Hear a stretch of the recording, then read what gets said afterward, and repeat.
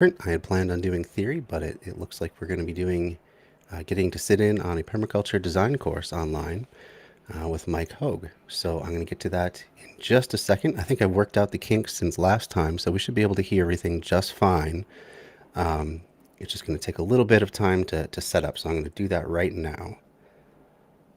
So let me go here.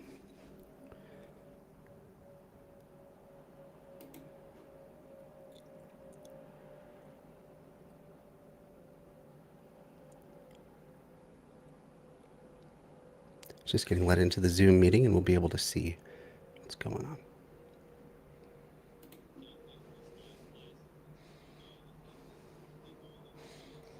Okay.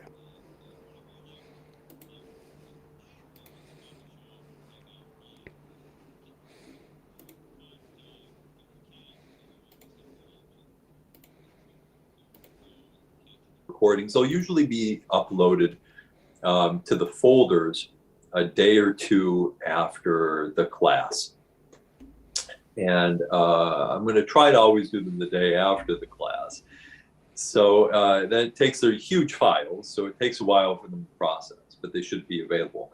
And I'm also going to try to make audio recordings of them all available too. So you can just kind of listen if you like and have the slideshow open. If I say something that sounds remotely interesting, you can feel free to look up and look at the slide. How's everyone doing tonight? Anybody feel like saying hi? And have the slideshow open. If I say something that sounds remotely interesting. Excited to be here. Thank you for doing this. All right, Melanie, glad you could join. Yeah, hey, sorry. I'm still kind of finagling with my computer right now.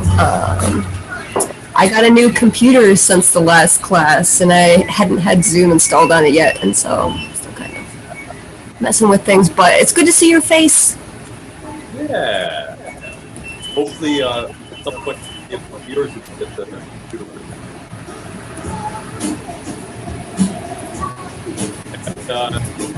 Hey, 1 second.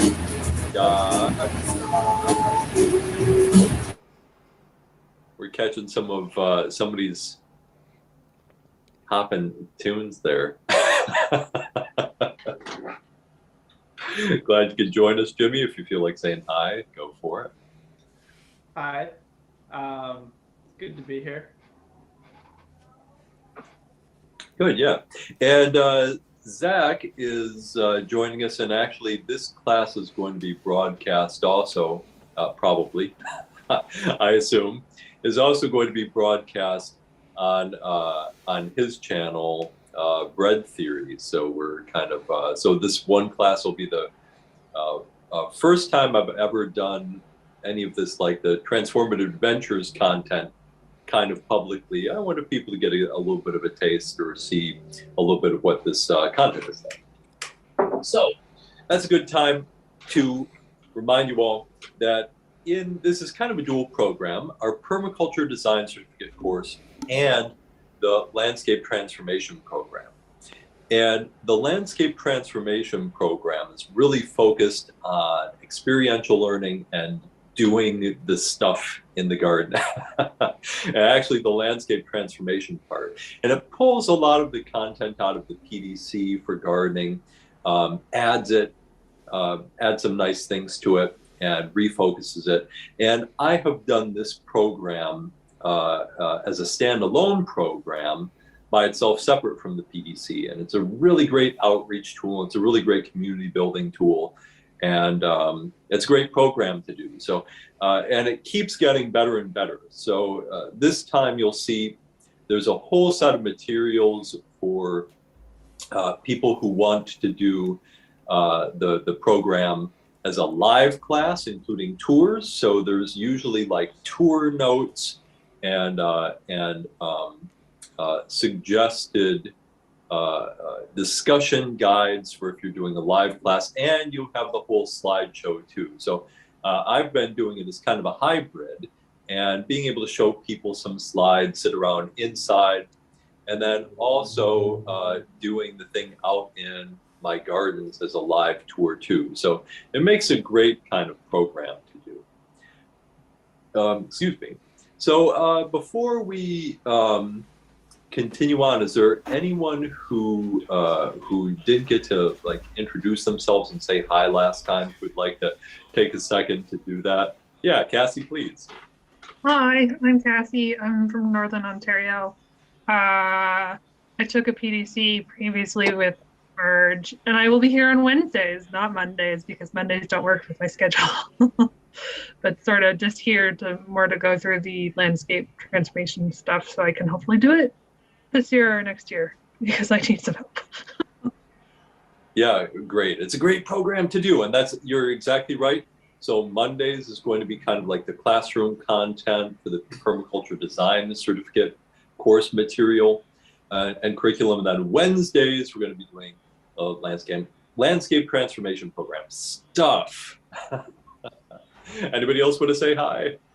I think a lot of the people who were with us got to say hi last time.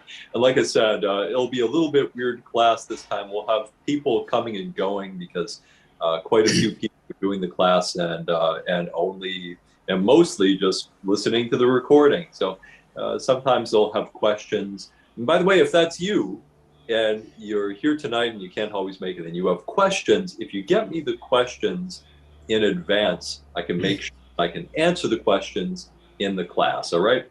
Okay. So on that note, does anyone have anything else they want to bring into this discussion before we continue on?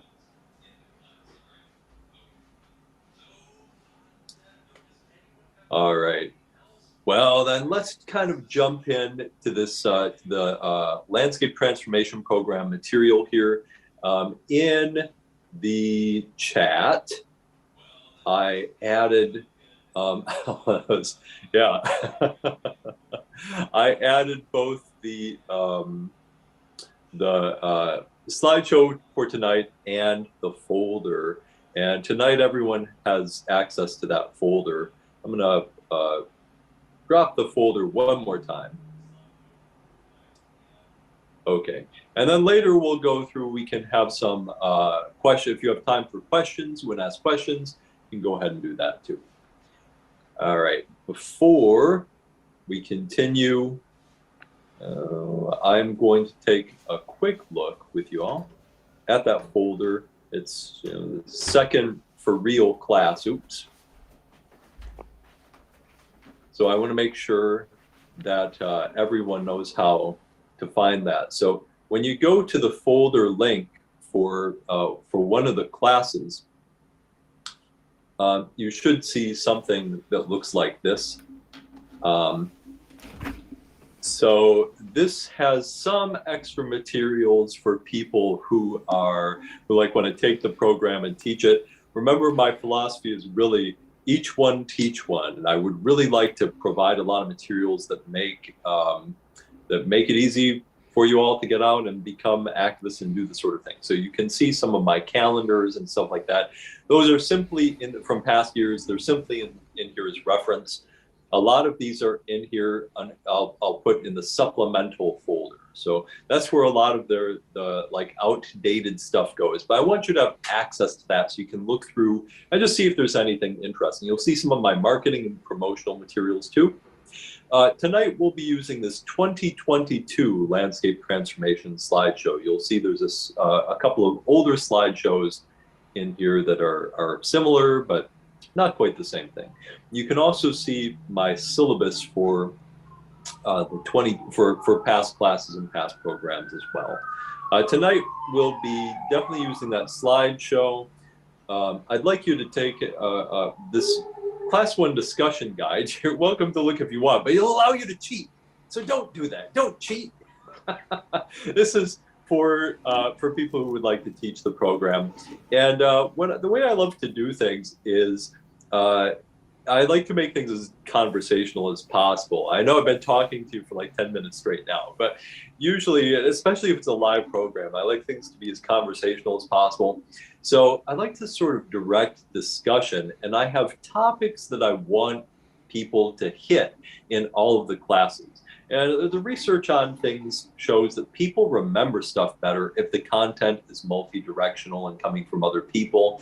And it allows people to interact with the content more. So I always have these discussion guides. And my recommendation, just a little bit of teacher talk for you here, is that, I have this and I always have it with me.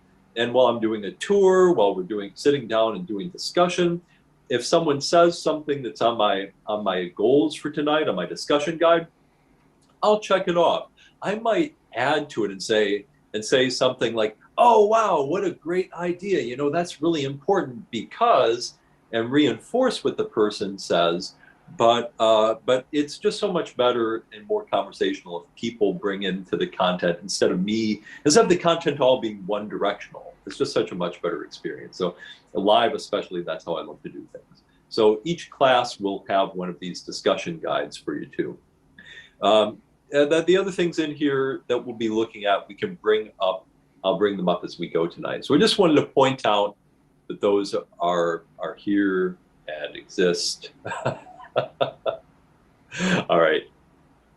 Later, I'll show you a little bit more around the folders for the class. So you can make sure you find your way around them and know where things are. Let's see. Where is that slideshow?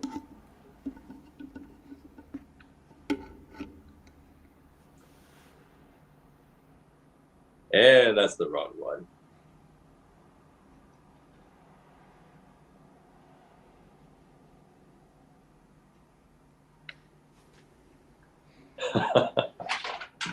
All right. So here it is. I call this the Landscape Transformation and Food Forest Garden program because I've used different names for this as a home program when I've done it. I've called it the Community Supported Permaculture Program, the Community Supported Forest Gardening Program, Landscape Transformation Program is the thing that I was most successful with.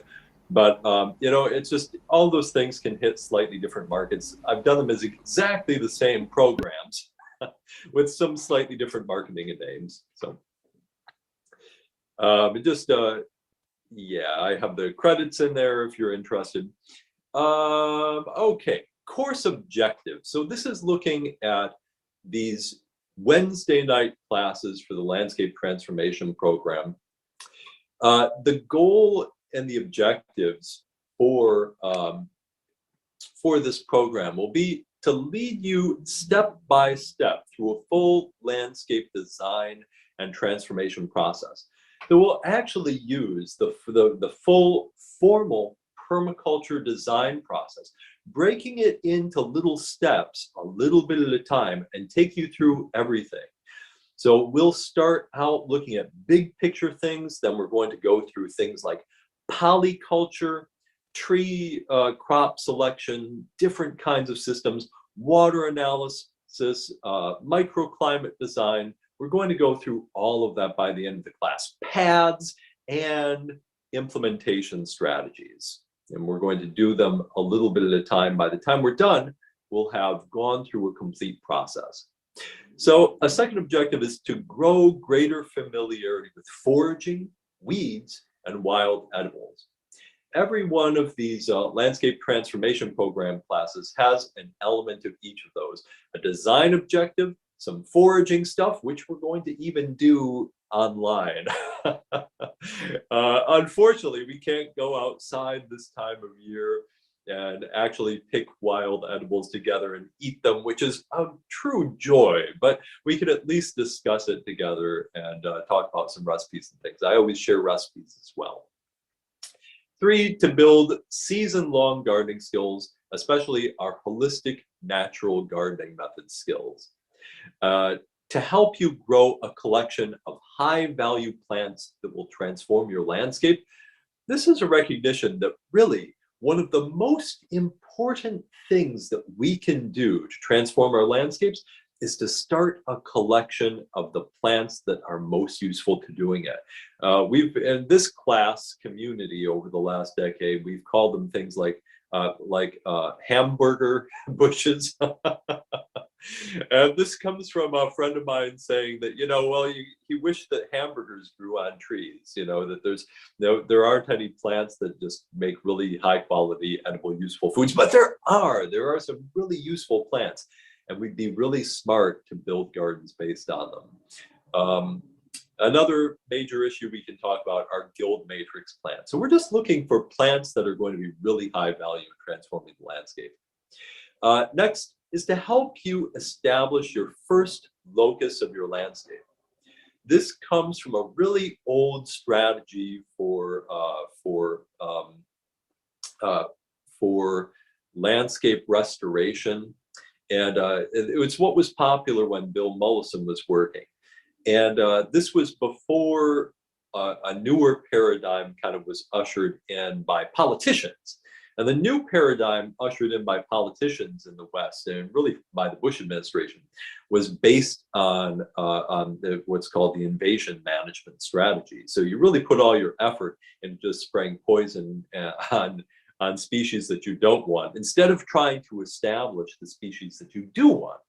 The older strategy was to go into a system and repair it and create healthy little ecosystems, healthy little plantings, one at a time, as locuses, and then hopefully those will spread and we help them connect as we go. So it was an older sort of management strategy. We'll use the same kind of strategy in transforming our landscapes. And finally, to leave you confident with the plan and process for transforming your landscape to meet your specific goals.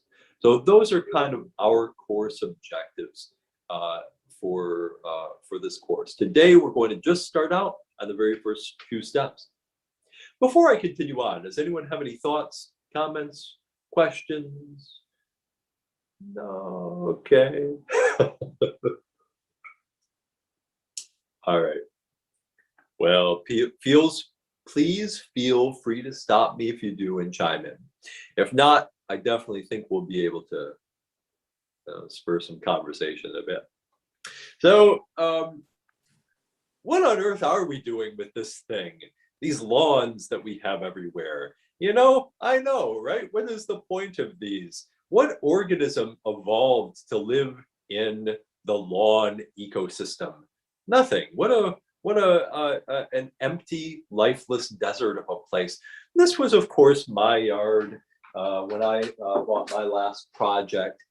And it's an urban site, and it was on a hill, so when it rained, all the water just washed right out into the stormwater system. It could hold no water at all. I'll admit it, we didn't get along well. The lawn was needy. I'd give and give, and it would take and take. It required mowing and care, and it gave nothing back at all, right? So I did the smart thing that I think we're all trying to do here, and I got rid of it. And this was 2 years later. This was 2 years into the project, and already, there was a start of something that was all, for one, it required a lot less work to maintain. And two, it provided a whole lot more back in exchange for it. And of course, continuing on, this was 5 years into the project when most of these pictures were taken. At that point, this was a garden that would grow more food than the people in the household would eat. In fact, it was designed to grow a complete diet for everyone in the house. Of course, we didn't actually do that, because we still bought food sometimes, and we would eat out and do things like that. But we also had a lot of extra to give away to people then, and to sell, and to do farmers markets and stuff like that. So and it was able to do that on less time than it actually used to take to mow the lawn. We tracked all of our inputs and hours pretty religiously, and it took an average of 2 hours per week over the course of the year for a site that was about an acre. And some of it was more intensive than the other parts of it.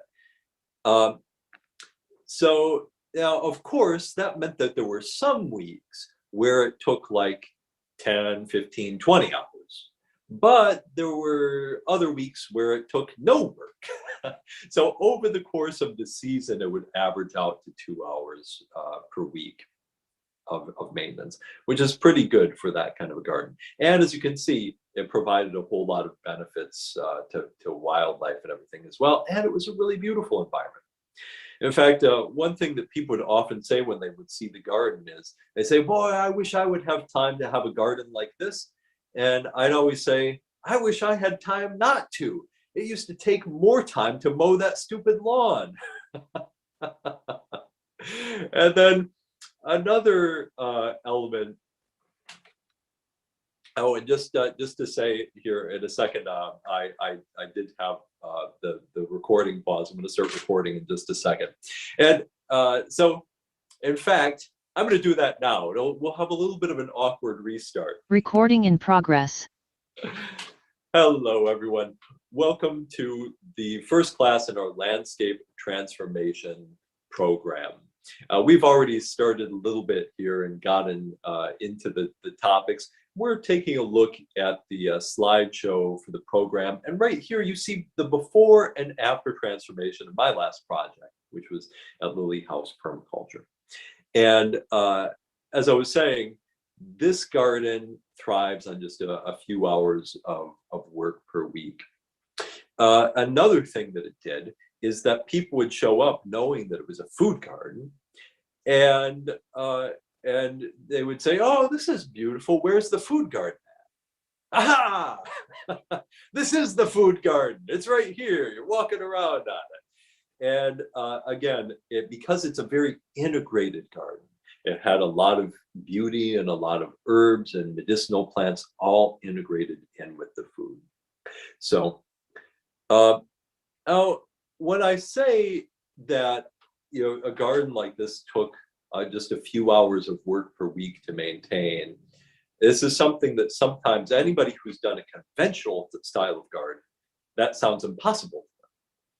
And yet we have people like Colette O'Neill of Belton Cottage. I don't know if you're familiar with her. If you're not, you can Google Belton Cottage. It's of course Bealtaine, Belton Cottage. And one woman at retirement age working almost entirely alone has been able to manage and absolutely transform 3 acres of land. This sounds impossible to people who've ever even had just like a small intensive vegetable garden. It's only possible because we're recruiting nature to do work for us. One of the big concepts that we'll work on and work along with in this transformation program is this idea of transformative process. Transformation is shifting to a new stable state, right?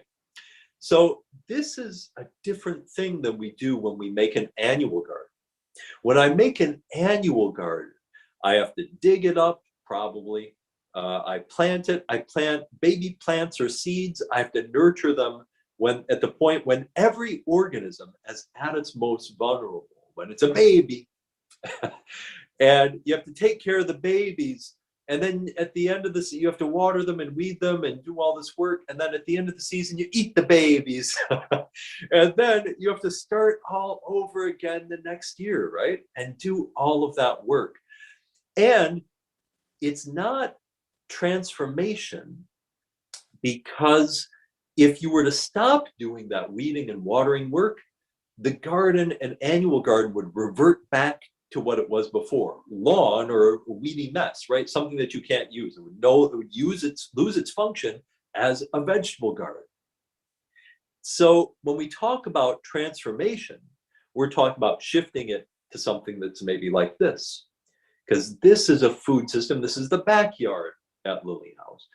And you can see in it a quince tree up front, a big pawpaw patch in the back, lots of different berry bushes all around, and really dozens of species. There are some persimmons back past the quince in the front left. And this system, if you stopped doing anything, it would not revert back to a weedy lawn. It would keep being a food forest with no work. And we actually know this is true because over the last couple of years, it's gone through some phases where we stopped doing things like annual vegetable gardening and doing inputs, and it still was producing a lot of food. So this kind of thing as a permanent transformation to a new state, this is what makes it possible to productively manage much larger spaces than you can with annual gardening. Any thoughts or comments or questions about that? Any recognize any cool and interesting plants in the picture? I think I see bee balm. Mm-hmm. One of my favorites, both as you can actually see color echoes of it up front and in the back. I love using charismatic plants like that in different places in the garden, so you get that color echo and repetition of form. It's a really great aesthetic pattern too. I'm trying to remember. It's not the M. fistula species. It's the other one, right? That likes the upland. That's this one here. Generally speaking, there are a few different monardas that are very useful to us. The most useful are fistulosa, as you just mentioned, and didyma. Didyma is the scarlet bee balm, and fistulosa is the wild bergamot or lavender bergamot.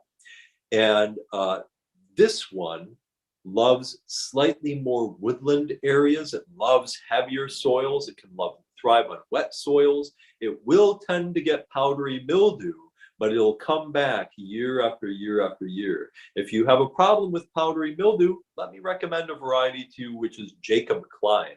Jacob Klein is a wild bee balm or a scarlet bee balm that's considered to be probably the most resilient or resistant to that. So. All of my this one, the scarlet bee balm, got taken out by mildew last year, so I was like, I also have the fit. Yeah, and it it's just honestly, it's a plant that does that. There are two native organisms, so the powdery mildew that tends to get these is a native organism. Another thing that you can do is plant it with corn. So corn, believe it or not, attracts another native organism which strongly competes against the powdery mildew that affects wild bergamot and the species that affect squash too, which is one of those things with Three Sisters gardens. The corn actually helps protect the squash because of that symbiotic relationship with an organism that, and you can actually buy that organism now as a spray and spray it on the powdery mildew, or you could just grow corn and it will attract it. Or you can use cornmeal and throw cornmeal in the soil, and that will also attract it. Okay. I love to always get in a little bit of gardening talk as we go. So another key to transformation is to use perennials, because perennials, you establish them once and then they last for a really long time. By the way, what are these perennials? Of course, there is a summer squash. That's not a perennial. But the other things here are, what are we looking at? Fennel. Fennel, bulb fennel. Now, this one's really curious because fennel, everyone knows that herbaceous fennel, herb fennel, will grow as a perennial, right? But it's also possible to grow fennel, bulb fennel, as a perennial, okay? Now, it does require a little bit of fiddling, because you have to get a few, you have to try them, and you have to select for the bulb fennel plants that will actually still produce bulbs well under perennial culture. But a fennel plant will grow to be, as big as a manhole cover, and it'll literally produce a dozen huge fennel bulbs, and it will produce them in a climate like Michigan in usually May. So instead of growing fennel out for September and getting a few small bulbs, you can get a bunch of huge, enormous, healthy fennel bulbs early in the season if you select for them and you do it the right way. The other tip to it is you can't also grow herbaceous fennel in the garden, because then you'll get, the plant will revert usually to the seedlings will revert to the bronze fennel or the herbaceous fennel genetics, and you'll lose the bulbing quality. And then, Joey guessed another one right, which is the Crohn's with a silent S in it. People also call it mint root. Mine are pickled in with food coloring. I like to call them Christmas Crohn's. So I'll usually use these in a coleslaw around the holidays, because Crohn's are great as a texture and flavor in coleslaw, and so they're Christmas coleslaw. They're an amazing vegetable, and they're a lot like water chestnuts, but with a bit of a mint-like flavor. So they're slightly minty. Some people say they taste the mint flavor. Other people don't. They could be just a lot like water chestnuts. So they're crunchy. They're very crunchy and very bright flavored. So they're really nice. When you pickle them, they're amazing. So it's just a remarkable pickle. And it's a high-powered plant for the garden, because being in the mint family, it can be really aggressive and keep other plants out and keep weeds out. So it's an amazing fortress plant. It can repel grasses, it can repel weeds, and it grows like a weed itself and produces a bunch of these great vegetables. Top right, Joey guessed Turkish rocket, and actually I think Crohn's can be hard to obtain from time to time. I should be able to provide you with a source for them in the spring. It was a dominant plant at Lily House, and I brought a few with me. I don't have quite a collection of my own yet, but I'm sure that the folks, and my sister is still doing work with Lily House, so I'm sure that we'll be able to get some plants for Crohn's and mail them out in the spring if you want. In the top right, isn't actually Turkish rocket. That one is actually sea kale. Oh yeah. All right. Oh, one more great perennial. Yeah, I would. If I can, if it's legal. there are some plant things, but yeah, exactly legal. We could get it there, I'm sure. Yeah, this one is skirret. And before potatoes and corn and tomatoes came to Europe from North America, this was one of the major calorie crops of Europe, is skirret. It's like a great perennial carrot plant. So things like this are really great. And if you're taking this class right now because you want to teach it, this is the kind of thing that this is one of the major topics I really like to introduce people to in these first classes, is just getting the idea of some great quality perennial vegetables. The windiness of skirret is much overrated. Noah's kind of joking about a bit from my book. Because the medieval herbalist Gerard called skirret, or used to remark that skirret was very windy, and that it was also an aphrodisiac. So normally those two things don't go well together, but to Gerard, I guess they did. And I have not had either of those experiences. It's a good root crop. It doesn't have a lot of inulin in it, so it's not a particularly windy plant, as Gerard said. Okay, so getting back to this idea, and while we're here, yeah, right. Does anyone have? And this plant is like carrots. It's loaded with carotene. It's a very healthy plant. So it's a great edible. I absolutely love skirret. Whenever we've done them in my classes and taste tested them, people go crazy about them. So people say they could eat like whole plates of them. So it's another really great plant. Does anyone else have any perennial vegetable favorites or perennials they'd like to mention? So is skirret a perennial? Or just that it self-seeds so readily that it functions as a perennial? No, it's definitely a long-lived perennial, like sea kale. Single individuals can definitely live like 10 years. Now, it does have a thing with it where, what are you looking at? You're looking at the roots. So in that way, you do pick up the plant. Usually it comes up all in one piece with these big roots, and they break off very easily. And usually some of them break off in the soil. So if you down to zone 4 or 5, I think it's definitely worth trying for you because it grows all throughout England. Especially because it tends to be a wetland plant, and wetlands will hold more heat in them and be more resilient to cold. I think you could definitely try this in something like a rain garden, and skirret could potentially work for you. Now, up in Alaska, it might require some special design. Yeah, that's what I'm finding out. I've been studying for almost a year now, and a lot of the times in these courses, you guys refer to perennial, and I'm like, not for me. we grow a lot as annuals, and but it's a good learning to listen to the different guidance. So You might find that especially if you're having consistent winters, something like skirret could perennialize for you because of the insulating effect of the snow cover.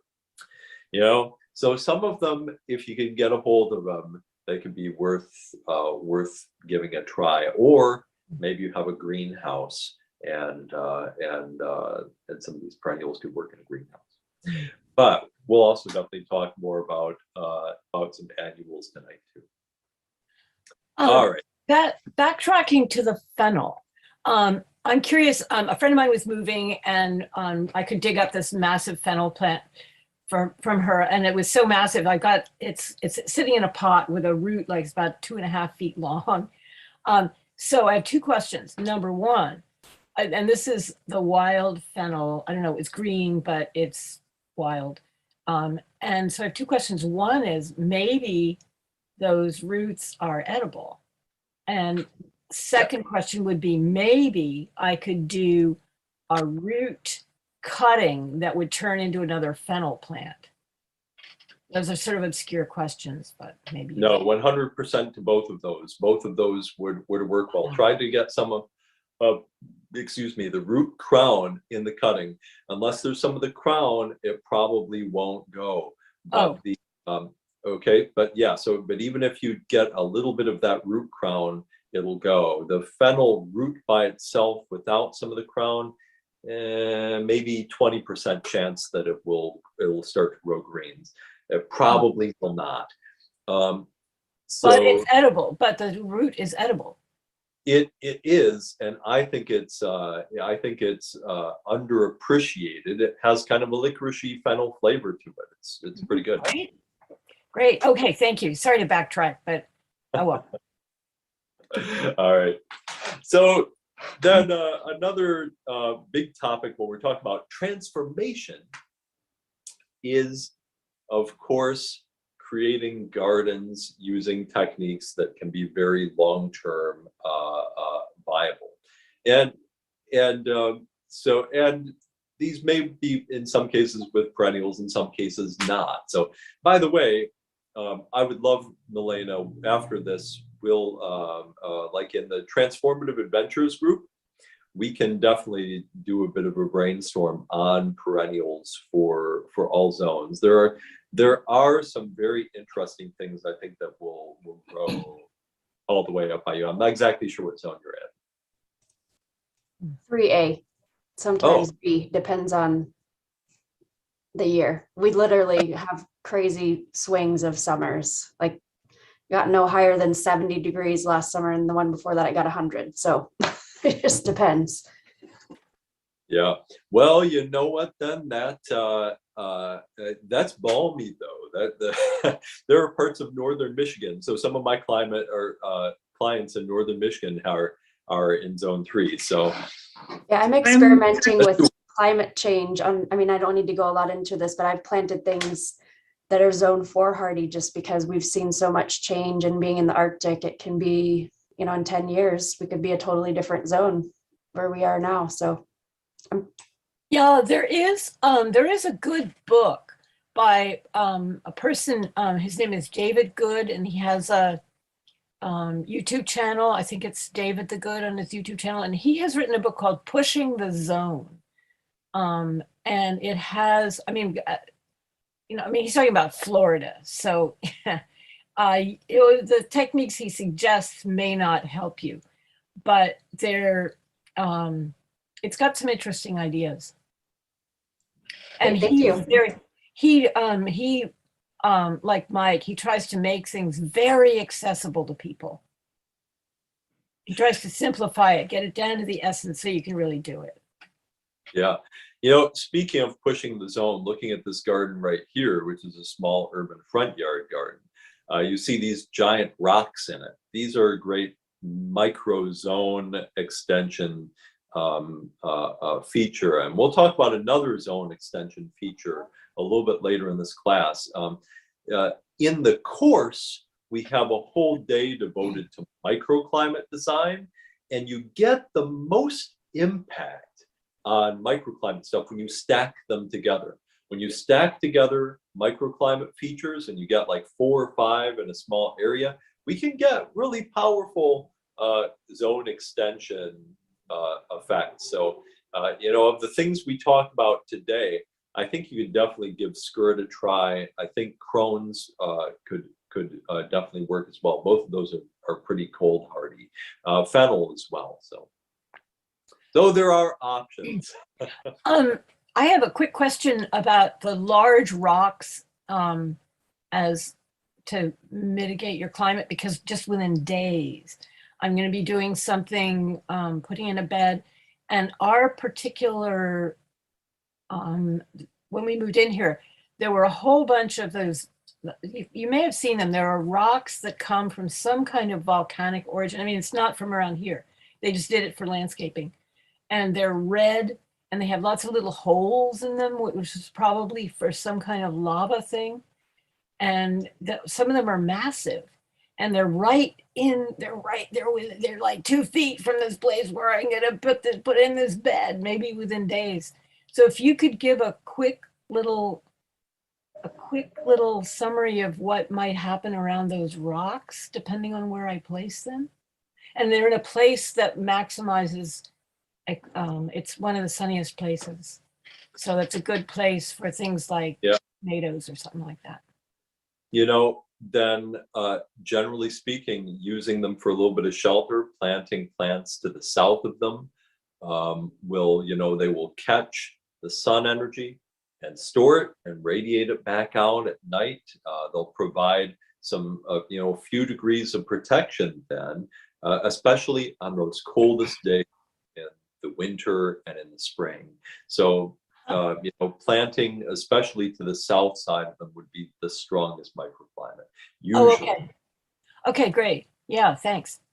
Yeah, but planting around them in general, east, south, and west in that ring to the sun side, it could definitely give you some potential zone extension.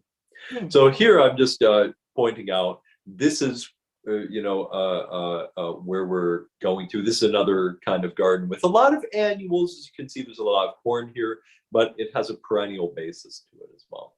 Okay. So one of the first techniques that I always introduce is this one, because it is a great technique for transformation. And this little bit of this garden right here, this garden actually had 3 or 4 different techniques for installing it. But this one is a sheet mulch, the famous permaculture sheet mulch, which starts with layers of cardboard or layers of newspaper, and then lots of layers of mulch over the top of it. Usually a mix of things like grasses and basically whatever bulk organic matter you have. And then I love to put on top as a finish mulch layer so that it looks nice and clean and suburban and the neighbors don't hate it. So if you're worried about a sheet mulch not looking nice to the neighbors, you can top it off with something like cocoa bean hulls or cocoa hulls, and you'll get this kind of a nice look to it that looks pretty good. And then, of course, as the garden grows in, it'll fill out. I like these nice dense plantings where everything gets exactly the right amount of space. As you can see here, all of the plants are basically planted out at recommended spacings. And by the time we get into mid-season, you can't see any ground anymore. This is really good looking spacing. So are you familiar with sheet mulch? Who's done a sheet mulch before? Yeah. It's like a lot of people.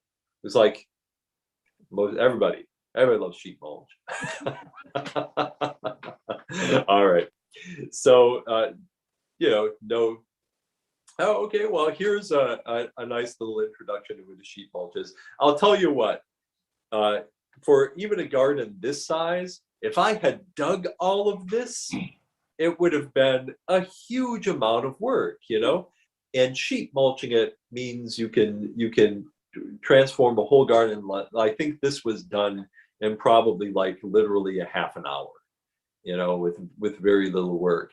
So digging this size of an area probably would have taken, 6 hours with a rototiller or 4 hours, because you'd have to come back and do multiple goes. And it just makes amazing soil. You leave the grass in place, and what do you have there? Grass is amazing nitrogen fertilizer. So you have an amazing nitrogen fertilizer built right in. Any place where you have enough grass, where the lawn is pretty healthy, you have enough nitrogen stored in that grass to grow pretty much any heavy feeding crop. That's old school agronomy right there. You talk to old timers from 600 years ago, and they tell you that. So it's pretty standard stuff. And yet, what do we do with it? Typically, we'll take that sod. A lot of people use a sod cutter to start a garden and throw the sod away, or put it in a compost pile or something like that. And instead, that they're throwing away this huge free source of nitrogen. So when we sheet mulch, the garden comes with fertilizer built right in. Another little known fact is that all grass is actually edible. Now, how that translates into your life is that you can cut that, and then you can put it in a blender and turn it, liquefy it, and then strain out the fiber. You don't want to eat the fiber of your lawn grass. Your body's not going to like that. You can strain out the fiber and drink that juice, and it's just like, it has gazillion thousand minerals in it, and so like you can avoid starvation that way. Yeah.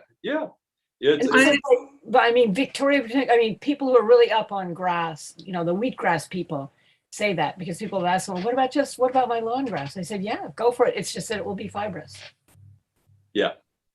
A lot of them have edible seeds as well. And if you look around your own little ecosystem, sometimes you'll find some grasses like foxtail millet. Foxtail millet is one of the best that we have around here that grows wild. And it's a millet that has pretty darn large seeds, large enough to definitely bother with harvesting and turning into things. I've ground foxtail millet for pancakes and breads. I've found other grasses, and none of them are going to be poisonous, so long as they don't have fungus on them. If they have fungus, that could be ergot, and you could get high. So you have to be careful. there's now a lot of theories that the Salem witch trials were caused by ergotism and people being having psychedelic episodes from eating rye infected with ergot and imagining witchcraft. So yeah. So Sorry, Mike, I had a question. I'm just looking at your enough sheet mulch, and I was actually going to email you about this at some point. So when I did my sheet mulch, my soil is it's like builder sand. Digging into it and then rocks. So I don't have a lot of great, it is what it is anyway. So what I did last year when I did my sheet mulch was I brought in a buttload of manure from a source I knew was organic. I don't have access to it again this year. And I'm like, how am I going to be able to put a nitrogen layer? Because shouldn't we be putting a nitrogen layer on top of the mulch again? Like it's like the couple nitrogen layers, or is the one with the grass just sufficient? That's a great question. It depends a little bit on your what you're growing and the specific circumstances. But if you're setting up a garden that's something like this, that has high biodiversity and that's based in perennials, you're probably cycling and keeping a lot of nitrogen in the garden. Now, here's another thing. You don't necessarily, if you sheet mulched well, and you also included some good carbon materials like leaves or wood chips, then you might also not need a lot of extra nitrogen too. So I'm going to give you a few strategies, and it's actually on our list today. So we're going to fast forward today and talk about one of our main, where are they? Where'd you go? And this is also in the, where did it go? This is also in the folder. You have a page called Holistic Natural Gardening Techniques. So one of the first things, here it is, okay. So this is, again, great content. First class, I always include this.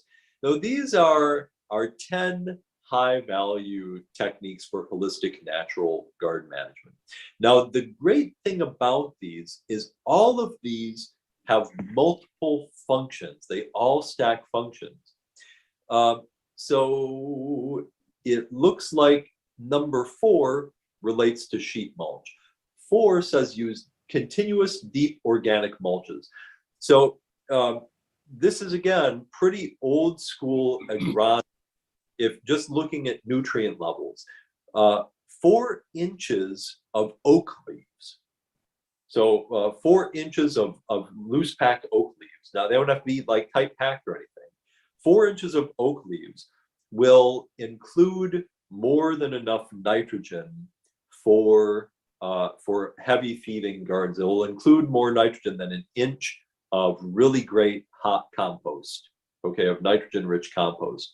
So, and it holds in the garden better and releases better because those oak leaves will wait for the organisms. The nitrogen in them will cycle in the organisms and get used as the plants need them.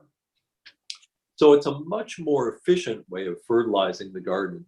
And just, people had questions about whether or not this actually worked. We can do the nitrogen map and measure the nutrients and say oak leaves will have enough, 4 inches of oak leaves has enough nitrogen to fertilize a garden. Does it actually work? So Cornell tested it, and they found that 4 inches of oak leaves does have a better impact on garden growth than an inch of compost added every year. So that one issue, if you're adding approximately 4 inches, 4 to 6 inches of new mulch every year, as your soil gets really biologically active, you'll find the mulch breaks down, right? And in fact, as you get really great soil, mulch will break down faster and faster. So long as we're adding a good 6 inches of bulk organic materials to the garden every year, you technically should not ever need to add compost. But we don't have to stop there. we can go further with it, because there's also a lot of research now showing that polyculture increases soil nitrogen. Now, this is amazing because MSU, actually multiple studies now have confirmed this. They actually tested situations where they added chemical fertilizer and did a test where they added compost, and did a test where they added no compost and no fertilizer and just had high biodiversity. Guess what? There was more nitrogen created and better growth in the planting with no fertilizer or compost and only high biodiversity.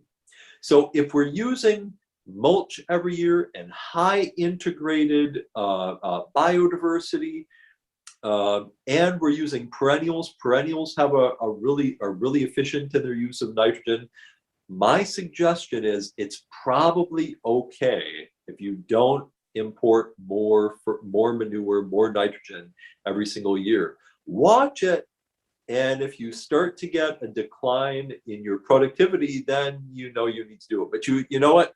We humans also provide a ready source of nitrogen too. So if you have to, you can always use, urine is a source of nitrogen as well. So I like to use it on compost crops, make compost with it, and then use that in the garden if I have a bit of an issue. But I feel like I can say this here in this space just because no people judge me for it. But I have a toddler who's potty training right now, so we bring our potty in the car, and the compost is right by the car. So every time we have to empty it, I bring it home and dump it in the compost. It works great. It's like, yeah, okay. Yep. Love it. Absolutely. So great question. I'm glad you asked. It was good time to fit that in. So yeah, any other? Oh yeah, thank you. And you can also look up Toby Hemingway's bomb-proof sheet mulch. This was, my version of it. He did the ultimate sheet mulch. Mine is, it's a good enough sheet mulch. I want people to know that they don't have to necessarily make rocket science out of it. If this stuff, it's sheet mulch is pretty foolproof. Okay, well, I have just a couple more things to get in before we take a break. Yeah, a question? No, I just wanted to quickly say about, oh dear. Because I live in Portland, Oregon, which is the slug capital of the world. And there appears to be something that happens. I mean, a lot of people they freak out about their slugs, and they go nuts, and they go nuts. But I've just decided to just wait and see. And something happens kind of like in the second year and increases in the third year where the slugs aren't as bad. And now why that is, I'm not sure.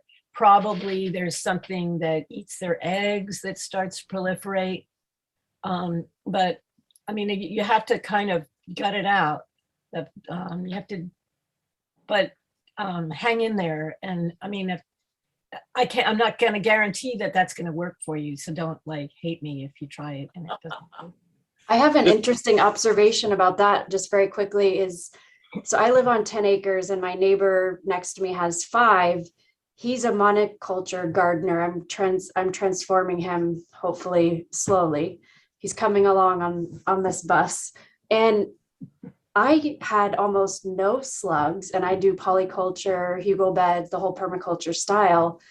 And his garden was full of slugs. And so there's something, I think, about what you're saying with those polycultures working together to kind of, I don't know what it is. There's something magic about that.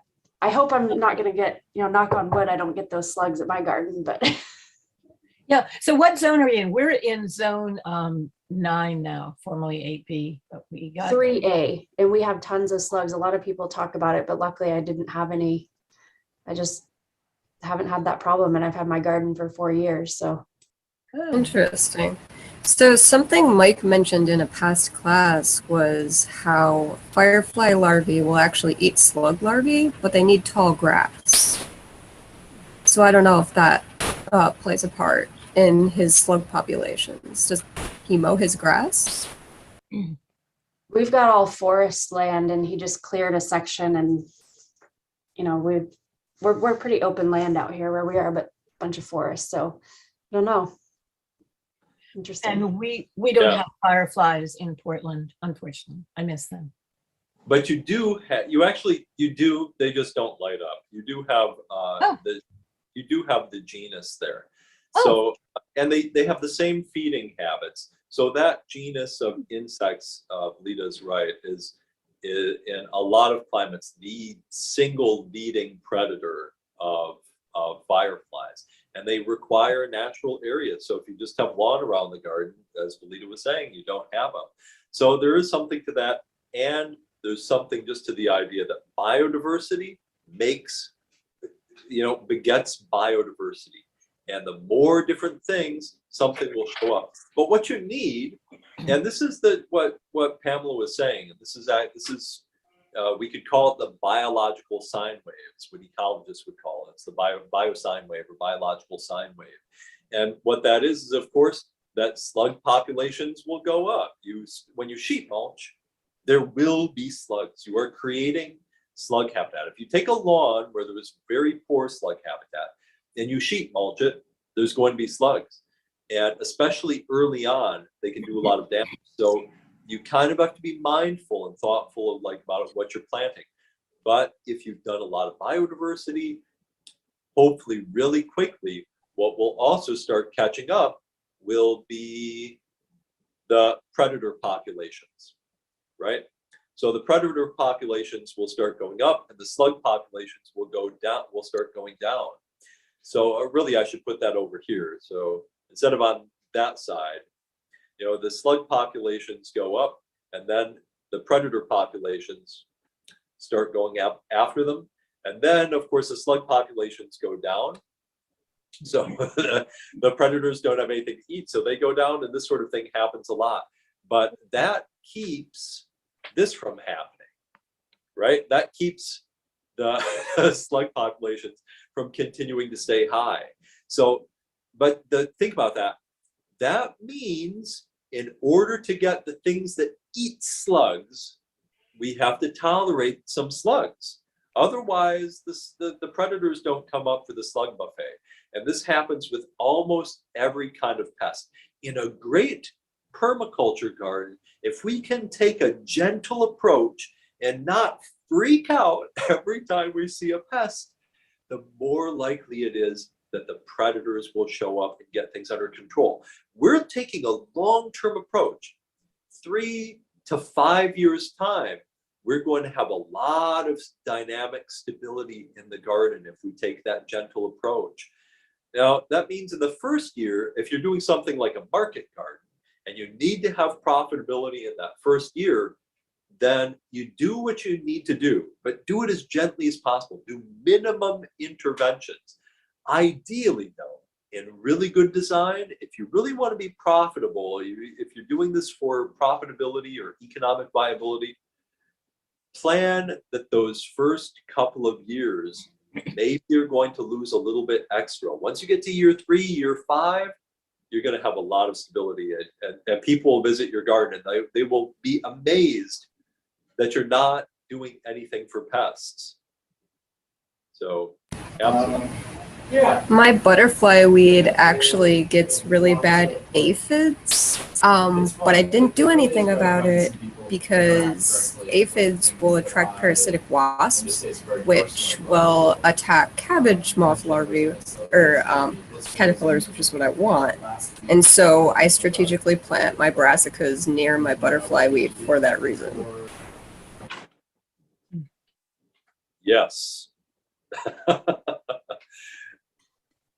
Yes, excellent point. And then, so those are the kinds of things that we can turn into smart gardening. By the way, these are all things, these are great concepts, just a little teacher talk for people who are wanted. These are all great concepts in an introduction class. I know you're all very advanced folks, so these are great concepts. I want to get just a couple more ideas in before we take a break. And it's been great discussion too, so thank you, everyone.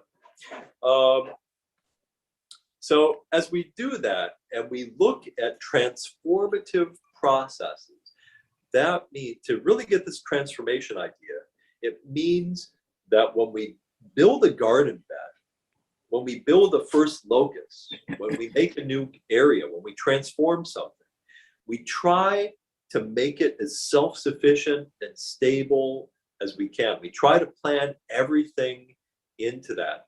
So what's the work that we have to do in the garden? We have to do weeding, we have to do watering. We talked about these things last time. We talked about fertilizer. So as we plan and we make a new garden, we try to build in all of those things into it. We try to build in fertility systems like we talked about, knowing that if we're using 4 inches of mulch and biodiversity, we probably are not going to have to import a lot of fertilizer, maybe a little bit here and there, but not a lot. So we have fertilizer taken care of. As we water, we can plan the garden so that they don't require watering. Weeding, pests, we were just talking about it. So as we think of transforming the landscape, every time we make a new garden, we can try to build in all of these things, these clever things, so that we don't have to do this work. If we're doing something like landscaping or design for other people, really, you gotta do this stuff, because otherwise we're burdening the homeowners with a lot of work and labor, and people aren't gonna keep it up and they're not gonna do it. But if we can do this design really well and get these things, make gardens that really pop this way, then we're giving people something that's going to last really well. So that's just a point to say that in this course, we're going to look at whole landscape water design. Here's another one. Grasses, grass infiltration. A lot of people in their gardens have problems with grasses invading everything. Have a plan for that, or you're gonna have to do the work. So remember, in this class, we'll say there's the first rule of polycultures, or the first rule of guilds, which we'll talk about in a minute. So as we're talking about guilds, when we say guilds, we're talking about exactly this concept. Gardens designed to act like natural plant communities, so that all of the work is done by other plants. In this course, we're going to go deep into guild design, but one of the first concepts is the first rule of guilds. There are 3 types of guilds. There are guilds designed to keep grasses out, right? Which means we're thinking about grass and we're making a plan in advance to keep grass out, because we know that can be a problem. 2 are guilds designed to thrive with grasses, because grass is great. Grass is great in grasslands. And there are all sorts of grassland plants that are useful, edible plants, and we can plan for that. So we can plan planting designs that thrive with grasses. So those are the first 2 kinds of guilds. The third kind of guild are guilds designed to fail. If you're making a garden and you don't know whether it's designed to keep grasses out or it's designed to thrive with grasses, then it's probably going to end up overrun with grasses and be a mess. So every time we design, we need to think about that sort of thing. We're going to talk about that in this course later on. And this is just making the point that everything that we want to do with the garden, all these things that we would do for work, we would have a plan for them. So this brings us to one of the major patterns and design concepts that I like to use in my gardens and in this class. This is based on a design that's been used by Bill Mollison and Jeff Lawton. So it's not just my design. I can't claim credit for it. It is my illustration, which I think is pretty cool. But basically, this is a classic permaculture design. This is the annual garden makeover guild. This is for everyone who has like an annual tillage garden. They're usually like 15 by 15 or 10 by 10. And they're, we do them as self-punishment. Every year there are people out there who will make a garden, an annual garden, and then it'll get overrun with weeds and fail, and they'll say, "Oh, I'm a terrible garden. I'll do better next year," and they remake the same garden every year, and every year they go, "Oh, I'm a terrible garden. I'll do better next year." It's a special form of punishment for ourselves. This annual garden makeover guild is to kind of fix that situation. This garden has these fortress plants around the edges. By the way, we talked about crones a lot earlier, those little Christmas crones I showed you. That's a great fortress plant. It's allelopathic to grasses, so it's great at keeping grasses out of the garden. By the way, fennel is highly allelopathic to grasses too. So that's another one that can keep grasses out of the garden. And skirret is yet another one. So I picked those particular perennials for a reason. Sunchokes are another one. Sunchokes, if you're familiar with Jerusalem artichokes, are amazingly allelopathic to grasses. So we can start by putting fortress plants around the garden. So now we have a garden that's going to be resilient to grass and weed encroachment. A lot of those plants are also great at producing a ton of biomass. So Jerusalem artichokes are fantastic for it. They produce a lot of mass. We can cut them. We can chop and drop. So now we have, I'm sorry, I don't anymore. Cassie mentioned dwarf sunchokes. They're great for little annual gardens. My favorite is sunray. So I highly recommend sunray, dwarf Jerusalem artichoke. There are a couple of them, but even if you can't get the dwarfs, you can chop and drop them at about halfway and mid-season, and they'll survive just a couple chop and drops. So now you have a plant that can make mulch for you as well. So we have a garden that has mulch built into it. Maybe we have some nitrogen fixers in it, so we don't have to worry so much about nitrogen. And this garden has a deep mulch basin right at the center of it so that it catches water and it becomes a self-watering garden too. So all of these things that became failure points for the old garden, the fact that it was easily overrun by weeds and grasses, it requires watering, it requires fertility. This garden has all of those things built right into it. It's a great design.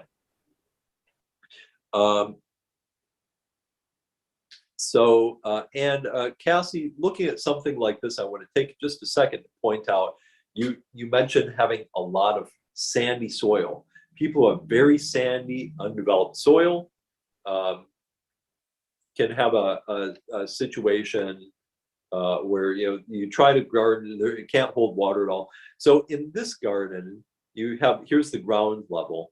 And we build a deep mulch basin right here in the garden. So this is the garden level.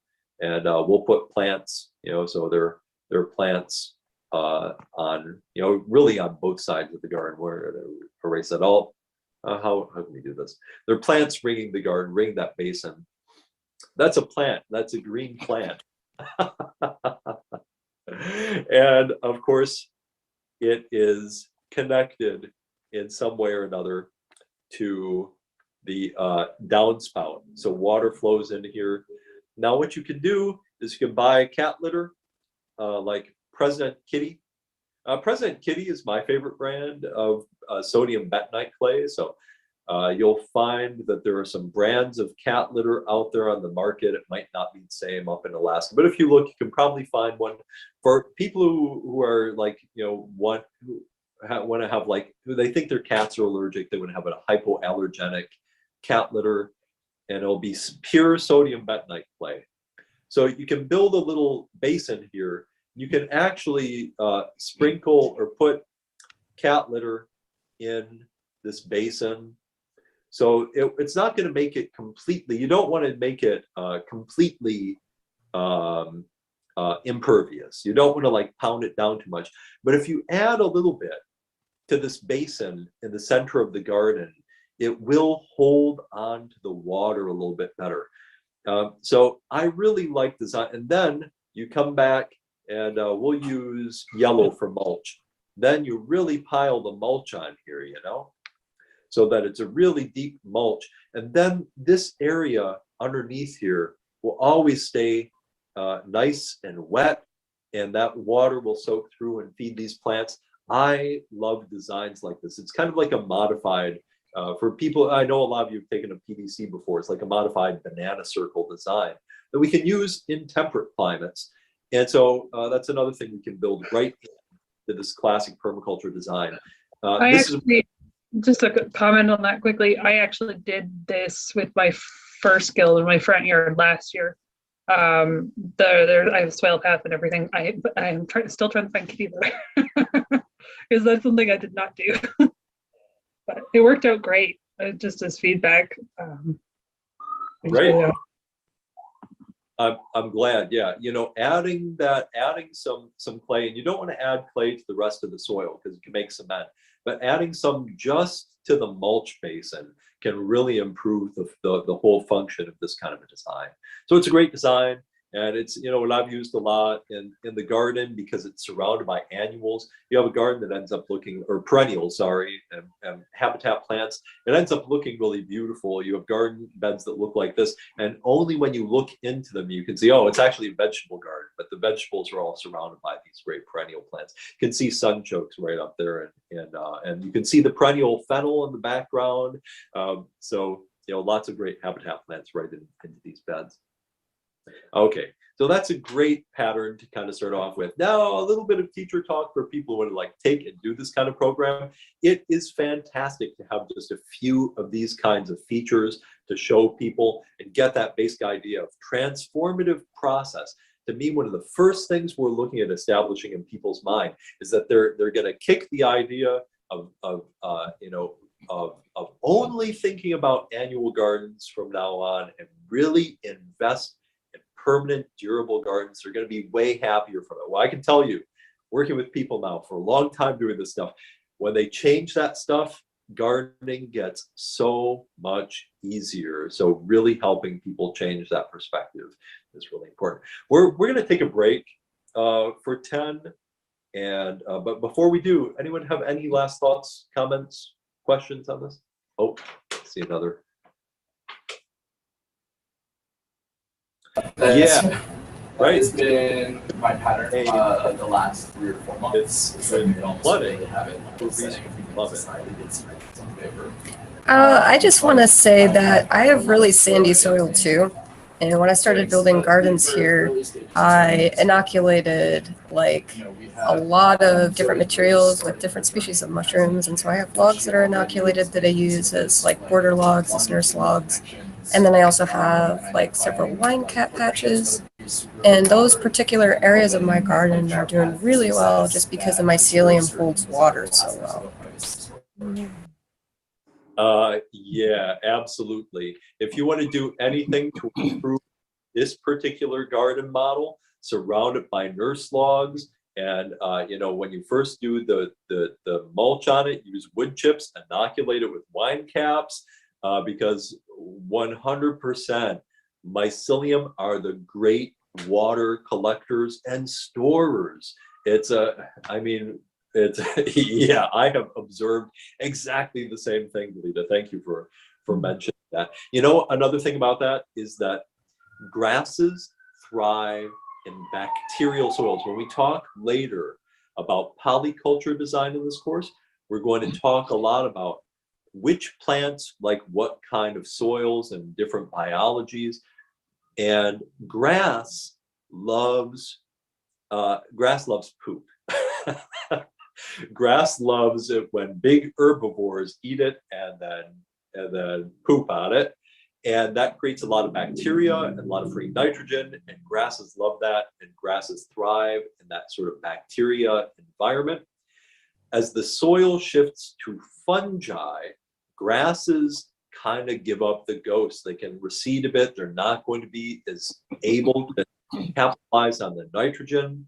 So once we start putting down nurse logs to surround a garden like this, we'll find much less grass inclusion. In fact, if you combine those two things, nurse logs and fortress plants, man, the garden will start to invade the lawn before the lawn invades the garden bed. So, those things find can be really powerful. So the nurse logs surrounding them can be another big tool for keeping grasses out. And they're great for fertility too.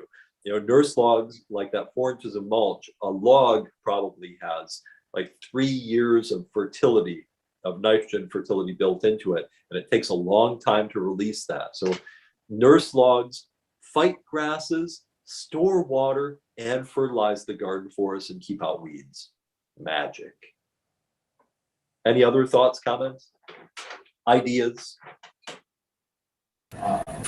Yeah, one more thing. So the spiral bed that I built last year, there were a few doubters that didn't think the design would work, or you reached out to me and asked me if I had a plan to keep the grass back, and around the base of the spiral, I put oregano and mint and lemongrass, and so far, the entire thing is doing really well. It filled out really nicely, and so I'm pretty happy about that. And the mint is, of course, invading the grass, but it's the only place in my yard I let grass grow, or let mint grow into the grass. The other mints are in containers. You know what? Both of those can be great fortress plants. Usually, mentha species are wetland species. They also like the really bacterial soil, and they're symbionts to grasses. So usually they will thrive and grow kind of in wetlandy, grassy soils. I've encountered them in the wild a lot that way. So they don't. And I believe there's been studies. I don't think that the mentha stuff is a strong allelopathic substance to grasses, but oregano sure is. Oregano is a great fortress plant, and maybe the two of them together are enough that those are really working. I'm glad that you had, and also, all soil is different, and it always depends, and I can be wrong about things. So, so thank you for letting us know. We want to try Yeah, for sure. All right, let's take a break. Let's come back at 7:30 and we'll continue on. All right, thanks.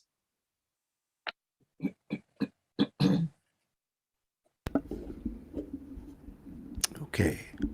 Ooh, excuse me. So Mike's on a break. We can talk more on our own because I'm not talking over him at all. So if you have any questions you'd like to ask him, definitely put that in the chat and I'll relay it to the Zoom chat. But so far, what do you guys think? What are your thoughts on the presentation? Is it informative? Do you like this sort of thing? I know I'm not really directly interacting with you, although I've been in chat the whole time, but not speaking as much as normal. Yeah, I was kind of interested to get y'all's thoughts and everything. See what you think.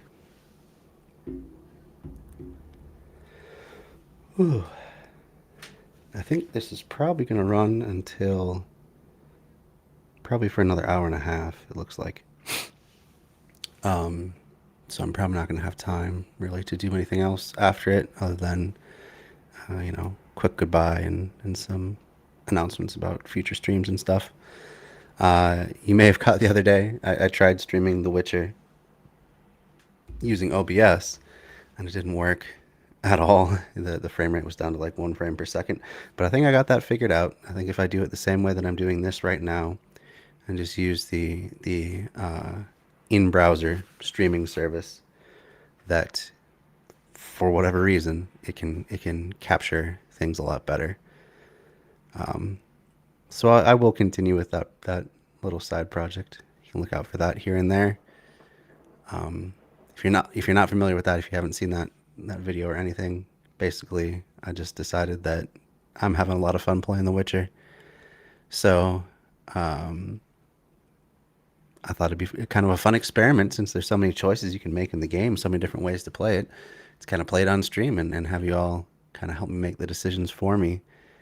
And I'm calling it the SJ Witcher because it's we're gonna see how close we can get to a true social justice warrior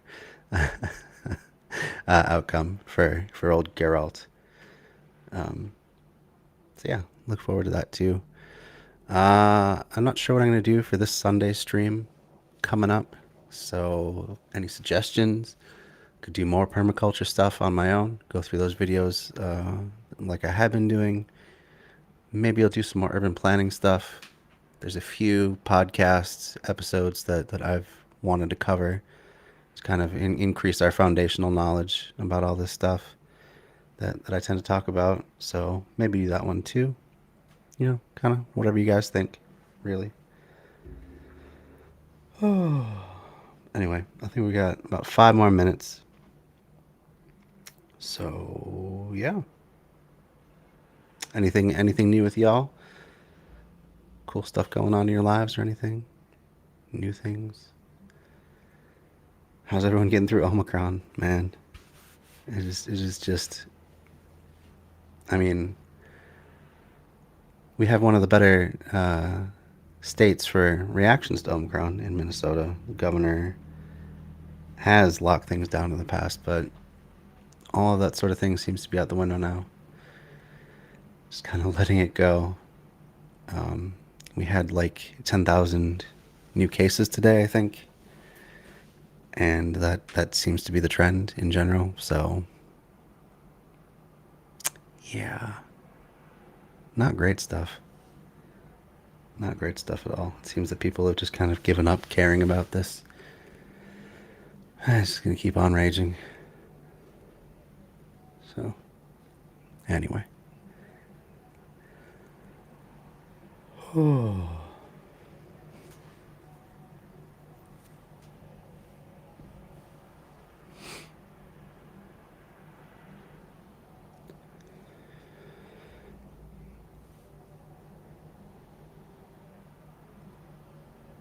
Yeah, I think we got just a few more minutes here before the break's over. About 4 more minutes. I think I'm probably gonna go get a little snack or something myself. Refresh my drink. Oh, you got COVID. I'm so sorry to hear that, Sam. Whole family's quarantining. Yeah, wife now. My kids are getting fevers. Oh, that's such a tragedy. I'm so sorry to hear that, Sam.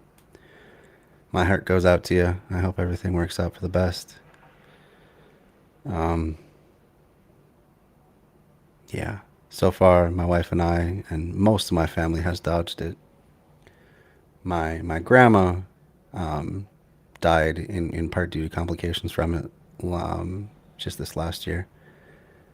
She was already on her way. She was already declining a fair bit, but it definitely foreshortened that even more because she got it and it damaged her lungs, and she never came back from that point. So I know how hard it is to have at least some loved ones afflicted by it. I hope so. I hope you get through it in just a few days. But you know, on the bright side, hopefully you're vaccinated. I am. Most of my family is, and they say that still something like 95% of the people that die from COVID are unvaccinated. So, at the very least, vaccination seems to be a super effective protection against the worst cases of COVID. So, hopefully, everyone out there is getting vaccinated. I'm gonna get my booster. I think it's gonna be. I think it's next weekend. I have it scheduled. Well, my wife scheduled it for me. Let's be real. But anyway, I have it scheduled for next weekend. So I'll finally be boosted up and everything. Yeah. Glad to hear you're at least taking precautions. Yeah, my grandma was 93 also, so she did live a good long life, and the cognitive decline for the past about decade has been pretty severe. So in a big way, it was a mercy that she finally went, because I mean she barely remembered her own children by the end, and she just didn't really have any quality of life. Um, but still, you know, still it is sad. It's never easy to lose someone that you love, you know, um, even if they have had a good and long and full life.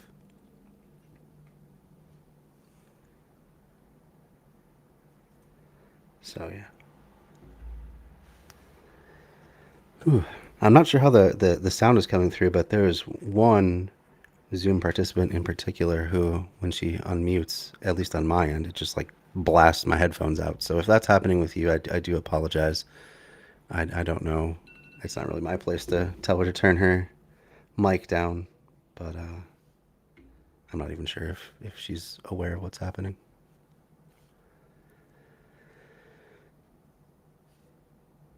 Oh. Age of 102. Good for her. Yeah, man.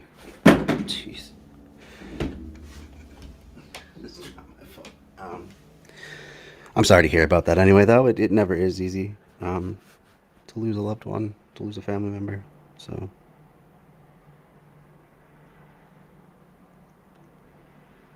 yeah. Okay, that's good. I'm glad to hear that it's not too bad, because, like, I don't know what it is, but every time that one person comes on, it's just like, like right in my ears. Maybe it's the earphones that I'm using, or the headphones I'm using. But I'm glad I could figure out the sound thing too. Like last time, I don't know if any of you were able to catch it, but didn't work out. 7:30. We can get started again. I'm gonna go ahead and mute myself again.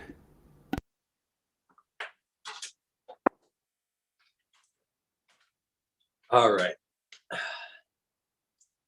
So, for people who are taking this and are interested in giving this program as locally and as developing a business around it, I'd like to take a second to go back and talk about the method to the madness. Now, what we've just done was the closest approximation I could get to giving you a tour of my garden while we sit here on the internet. Which is to say, we looked at some pictures of a garden and of some elements in a garden, and talked about just a few major ideas. You know, pedagogically, we're always trying to just bring up a few things so that we can keep things simple, give people a place to start, and really make sure that we're focusing on, really meeting people's goals and getting something accomplished. So, so the way I would see it is invite you, we're doing this as a winter PDC. Usually I do this program during the growing season. They're one class a month. We walk people through one bit at a time. But we can accomplish the same thing together here over the winter, right? So really our first goal and the place to start for everyone is always going to be the same, in my opinion. What we want to do is get people to just get one project right. So experiential learning, transformative adventure, what we're doing is the adventure of just getting one guild or maybe a couple guilds if someone's ambitious.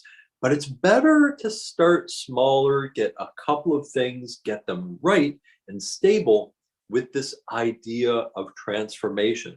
This is what Colette O'Neill of Belton Cottage did. It's what I did.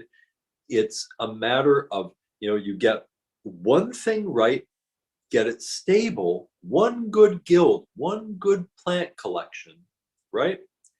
And then if you get that right, you have a model that you can use to really transform the landscape. Then you can take that and walk that plant community, walk that guild around the yard. If you've got a couple different types of plant, maybe you've got a shady area of the garden, you've got a sunny area of the garden, we might have a couple different approaches. So we might need a couple different guilds. But if we can just get, one or two right, we've got the basic toolkit that we need to really transform the landscape.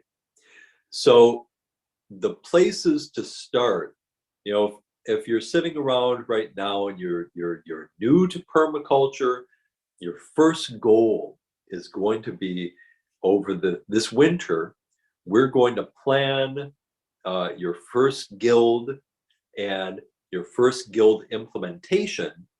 And then this spring, you can use these tools to get it done. And as Noah pointed out, you can sheet mulch anytime, which is why I always start with the idea of sheet mulching in the first class.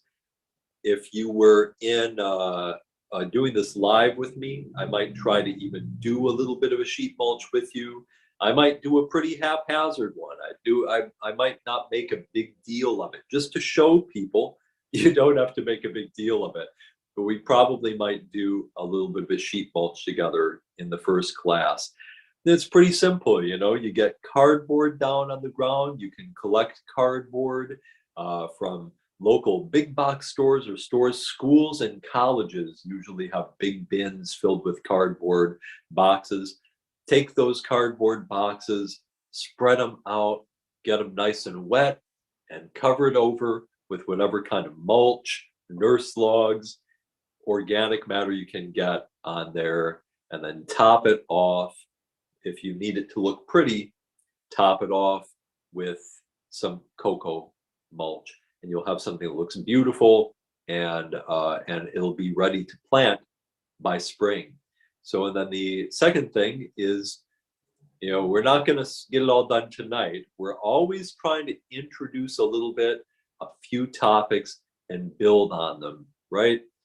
A lot of times people can get so excited about this stuff that they want to try to get it all at once and know exactly what to do. And you know, we're going to develop it. We're going to go through slowly and develop a few concepts at a time. And just know for tonight, we're just trying to absorb a few main ideas. This idea of a focus on some perennial plants. I introduced you to a few you might want to look into and decide whether or not you want them. We'll talk a lot more about plants over the next few months, and hopefully you'll end up really excited about plants that you want, and then we'll get you started. And that's if you already have an awesome garden and you're listening to me right now, this is exactly the kind of thing that we want to lead people through. If people can get one garden, one guild right, then they can do the whole thing, you know, then they can really make changes. Okay.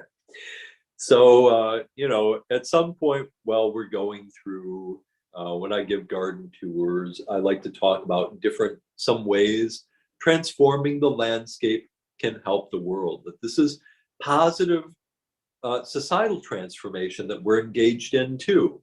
By the way, in the folder, you'll find this. You can feel free to use it as a handout if you do your own talks. So it can take climate action. We can directly pull carbon out of the atmosphere and store it in the soil and plants. So that's powerful. We can help feed people. Gardens that integrate food, like our gardens, permaculture gardens, help grow local food sovereignty. And when we're doing this kind of work, we're growing another special kind of food with local wisdom, these kind of perennial plants that we're talking about, and good plant choices for our area. So that's important work doing. We can help save endangered species. We can steward water. As we said, we'll design gardens and try to design a landscape that catches and soaks in all the water on the landscape. We can reduce flooding by doing that. We can increase climate resilience. We can reduce our consumption of limited resources by growing sun-powered resources like food, fuel, building materials, and medicines in ways that actually fight climate change. Sustainability. We can learn about true sustainability by watching nature's sustainable systems in the garden. And we can build social capital in our communities with beauty, plants, and food. going around a garden with people and showing people how to create these kinds of gardens and eating these delicious food, this is a powerful way to build social capital, and eventually that can translate into political capital, right? And we can fight corporate supervillains by reducing our dependence on some of the world's most destructive industries by creating local sun-powered options. So these are just a few of the ways that this work that we're doing, we can do it in a way that's societally transformative. It's not just about having a garden that looks good on HGTV. We're making gardens that matter. Does anyone have any other thoughts or ideas or ways about how this kind of gardening can be socially important and transformative?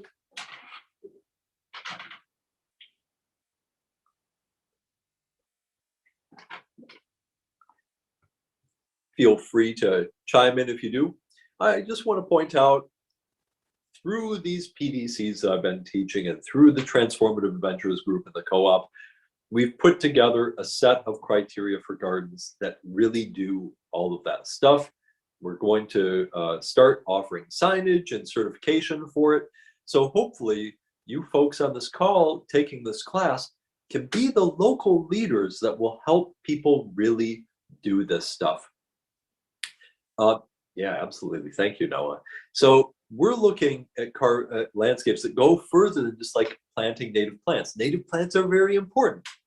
But the next step is we need to get people excited about landscapes that protect biodiversity more deliberately, that use sustainable materials instead of concrete and materials that are unsustainable, that really reduce carbon and sequester it, that regenerate soil, that build local food security and food sovereignty, and steward water.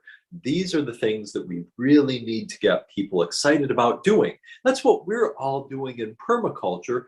And to me, this is the next big thing. This is the next big thing that we need to focus on with landscapes. It's fantastic that we finally got people excited about sustaining native plants and rebuilding native ecosystems. Now let's get them excited about also building local food sovereignty and stewarding water and doing these other things. Sound good? So this also provides us with some goals for what we want to achieve in our gardens moving forward. And what's another benefit to having a nice garden? You know, whenever I do this landscape transformation program, it always involves food and tasting and getting excited about all these things. Unfortunately, we can't do this on the internet, but I just like to point out that this can be a great motivator. These are just a few of the yields from my garden in 1 year. I want to make sure that it was clear that these are just, and so a garden on just a few hours a week, if it's well designed and at the right scale, can produce an enormous amount of food that's also very economically viable. And this isn't all of it. This is just a few things that I wanted to throw on here, and very diverse yields as well, including beauty, right? In fact, sitting around my back garden with groups of people, it's never all of this great food or, frankly, climate change and the impact and any of that stuff that people want to talk about. People, when they're sitting around in these beautiful environments, want to talk about how beautiful they are. And not just that they're visually beautiful, but they provide us with a vision for what kind of lives we could have together as humans if we would just stop trying to turn everything into money all the time. This, having a great food forest, having a great transformative landscape, is like giving people a vision into a better, sustainable, and just future. And when you get this right and you start giving people tours through these, it blows their minds to see how we could be meeting our needs without making a wreck of the world and other people. I just wanted to make a quick comment on beauty, because have this vision of what beauty should look like, these manicured lawns and all this, you know, perfect corners and such. And I've had a lot of experience with people coming over to my place and making comments about how wild it looks, but in a negative way, you know, like that it's because we don't have, it's a very forested area and we've got paths and that sort of thing. And I said, well, you want me to give you a tour? Come have a look. And then they start to talk about how beautiful it is once they see what actually is happening there, that it's such a different vision of what beauty should look like because it's more holistic, it's more complete versus just for the eye, right? And so I think that that was something that I've really learned through this process, is changing what beautiful looks like in our yard. Yes. You know, if we, and to build on that, if we want to start getting, this is my personal philosophy, is, yeah, absolutely, Melita. You know, I think all of us on this call agree that what's really beautiful are healthy ecosystems and health, and not lawns. And I think what people have internalized is the message that they're not seeing beauty, they're seeing conformity. And what they want their landscapes to express is conformity. How boring is that? Why don't we make our landscapes that communicate what a beautiful life this is, and how beautiful nature is, and how beautiful a society we could create together. You know, we could express way more beautiful ideas than conformity. And but if we want to get really good at this, then we have to offer people something. We have to offer them a bridge from where they're at to where we want them to go, right? So as we think about beauty, I always like to think that we should, focus a little bit more on presenting things in color coordinated ways and beautiful things out front. You know, we call it the reverse mullet garden. You got the part, you know, the mullet is the business up front, party in the back. Well, we want to put the party in the front, you know, and have it be beautiful and attractive. And then we have the business side, you know, behind that. You could do, if you look at all of the lily house pictures, a lot of things are placed that way, so that there are herbs and there are flowers and things towards the front, and then some of the, you know, things that might be a little less attractive behind them. We can get a little more sophisticated about that, because we honestly have a better idea about what's really beautiful than what HGTV is selling. But if we want other people to buy what we're selling, then we need to offer them a bridge with something that's an alternative to HGTV, but something that makes people feel a little bit more comfortable, you know? So that's my personal philosophy, which is why if you looked at the pictures that I showed you of my last project, Lily House, the front was much more, we'd say, formal layout, wild beds. But people would come and see it, and they would say, you know, oh, it looks like an English garden. It looks like a flower garden or a formal garden. Then the back was much more like a wild ecosystem. It looked much more like just a forest. And I think what I experience is people come and go through the front yard, and then it acclimates them to it. And then they get to the backyard and they go, oh, wow, this is really beautiful. But I think if we started in the backyard, they would have shown up and gone, oh man, this is a weedy mess. I hate this. Just a thought to offer you. So yeah, what makes a beautiful sense of place? These are just some of my ideas. But like you were saying, it's a holistic way of thinking about beauty, not just buy what we can buy from Home Depot. checking in on the chat and giving people just a little bit of space. Yeah, this garden kills fascists. Yes. I love that. I would make that sign too. So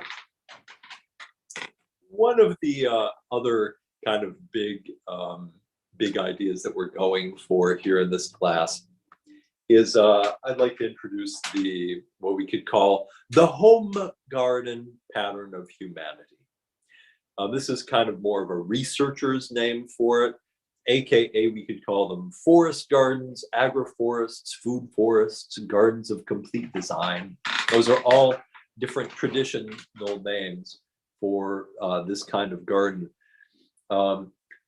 Traditionally, there's, just to give you a little bit of background on kind of the academic discussion around this, people would say food forests, and excuse me, and people would go, researchers would go into like indigenous communities, and they'd say, where people still garden this way, and they'd say, show us your food forest, and they'd be like, we don't have food forests. These are just our home gardens. And so there's been kind of an evolving debate in academia about what to call these. And as of the right now, the current kind of best practice for what is most generally accepted is, if you know the local term, if you're talking about pet cots, then you say pet cots instead of food forest. Otherwise, the term home garden, if they're at people's houses, is generally speaking considered maybe a little bit better. But I don't think many people are going to be offended or anything if we're talking about food forests and forest gardens. These are just all different words for the same thing. But researchers have been studying these and find they have a lot of very similar things in common. And this kind of cell-like structure that you're looking at, replicating itself through the landscape, this is probably how humans spread around the globe, in little cell-like structures of beauty and abundance like this. And little food forests, little forest gardens. So these are from a great little study called Forest Gardens in Nepal, or Home Gardens in Nepal. And so in a lot of ways, this is our basic human habitat. This, I think, is what's calling us home. This pattern based on villages and connection to nature like these. Here's one of my little drawings of something similar to this pattern that might look happy and in suburban America. Just to point out, we can do things that replicate the important parts of these patterns, but don't necessarily freak out all the neighbors. And it's a very ancient pattern. It's found all over the world, very similar things.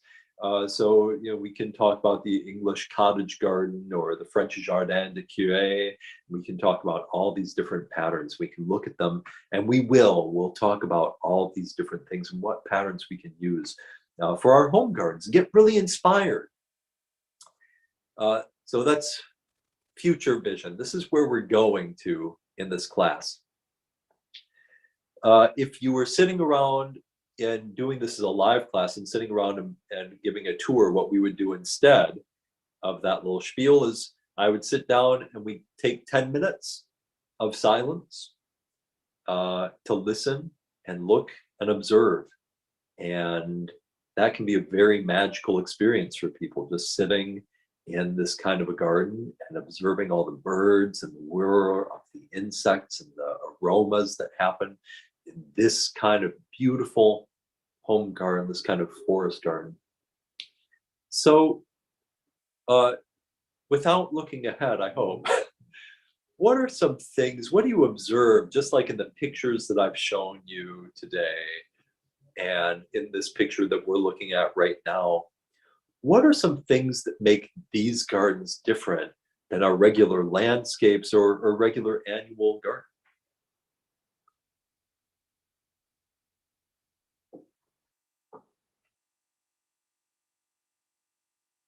Feel free to chime in on a few. Organic shapes. Yeah, very, very often they're much more like organic kinds of shapes to it. Oh yeah, clumps rather than neat rows. Yeah, everything is, yeah, there are no rows.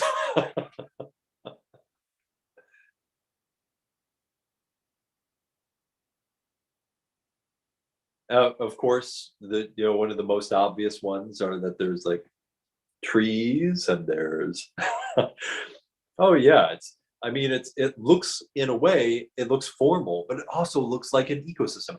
Polyculture, definitely. Winding paths to go through, definitely. Paying attention to what the paths are like in a garden like this. Yeah, of course, I was about to say, oh, and you say polyculture. Yes, these kinds of gardens, like the home garden pattern of humanity, are, researchers say that they're filled with biodiversity and polyculture, organized wildness. Yeah, I love that. Oh yes, you're absolutely right. This particular garden is so the front garden at Lily House is based on a kind of traditional European forest garden, which academics now identify as a forest garden type, called the Jardin de Curé. And it was traditionally a curate is with a minister in the church, and it was a medieval type of garden. So he was, the minister and his wife were usually two of the most educated people in the town. She was usually the midwife and herbalist for the town. So the curate's garden had to be a garden that was great for the family, that grew lots of food. It had to grow flowers for the congregation. It had to grow medicinal plants for the midwife. It had to grow all of these different things. They usually integrated in fruits and nut trees, and it had to be easy. So the curate might have known about the fancy gardens at Versailles, but he didn't have a workforce of 1,000 servants to maintain it. He had to basically maintain it by himself and his wife and a few his kids and a few people from the congregation, perhaps. So the design was based on a formal layout that looked like Versailles, but the beds were half wild, filled with wild edibles and polyculture, and integrated in fruit trees. And because he wanted to emulate a garden like the fancy gardens of Versailles, these sorts of gardens also had a color scheme. And the color scheme tended to be blues and whites, cool colors and whites, because the curate and his wife were busy people, which meant that only times they really got to spend in the garden were in the morning and at night. And these colors glow at dusk and dawn. So this whole color scheme that you're looking at right here is based on that Jardin de Curé color scheme, and it's immediately recognizable. If you want to build that bridge to regular people, one of the best things we can do is start to include some recognizable color schemes. Because once you do that, people go, oh, it's a garden. Yeah, they see these color echoes of things. So thank you for pointing that out. And one thing is this, how much greenery there is. And that means that there's lots and lots of oxygen being produced. And one of the things that, our main nutrient is oxygen. And it's one of the things that's sorely lacking in like urban culture today. Yeah. Thank you. So by the way, if you read the research literature on these kinds of gardens, this is what specifically from Douglas McConnell, who's an academic who studies these. These are the academic characteristics. These are the same ones you'll find in that study for home gardens in Nepal too. So these are the characteristics that the scientists use to define what a forest garden is. So this is an interesting thing. People hear the word forest garden and they think that means gardening in a forest. But it actually doesn't mean gardening in a forest at all. It means gardening like a forest. And so someone asked me once, well, if it's not gardening in a forest, then what is it? What's the definition of it? This is the scientific definition of it. These kinds of gardens, forest gardens, have these characteristics. Polycultures and guilds, thank you, Jimmy Lynch, for mentioning that. Layers, right? They have many different layers. They're not just, all carrots. They have high biodiversity. In fact, as far as we know today, as far as scientists know today, the highest biodiversity ecosystems on Earth are these human forest garden systems. Social uses. This is a really important one. All of these gardens have social uses integrated into them. This study, Home Gardens in Nepal, I love this. They one of the social functions that a lot of people in Nepal have now, it's fairly still a very old way of living. Most people don't have cars, but you know what? Everyone has cell phones today. So you know what everyone has in their home gardens in Nepal? They have little places set up, little vignettes with special plants and flowers that look particularly beautiful for family portraits. You have people over for the family wedding or something like that. Everyone wants to take a portrait by it. So the food forests have little family picture areas, little vignettes set up in them. And in that country, in Nepal, people's home gardens are often considered one of their most important elements of their status. So having a nice home garden is something that's really important to people. These kinds of gardens tend to work with natural succession, which we'll talk about in a minute, but they tend to want to move towards forest instead of us fighting against nature all the time. Someone mentioned clumps instead of rows. Forest gardens use non-even spacings. Gentle management is really important. So most of these gardens, in a lot of cultures that traditionally did this, they have actually picked up the use of some commercial pesticides and herbicides. But even where they do, they tend to use them in a very gentle, much more limited way than we do. So the more gentle the management, the better. They're climate appropriate. We'll talk about some ways of that.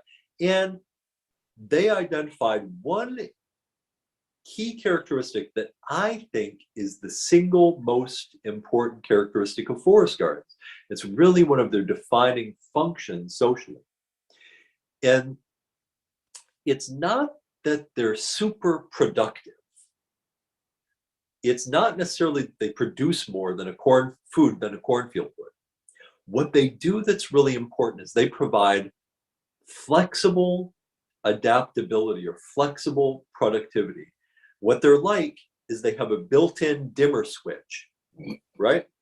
So that if somebody in the family loses a job or something like that, they can put in more work and get more productivity out of the forest garden, maybe make a little business out of it.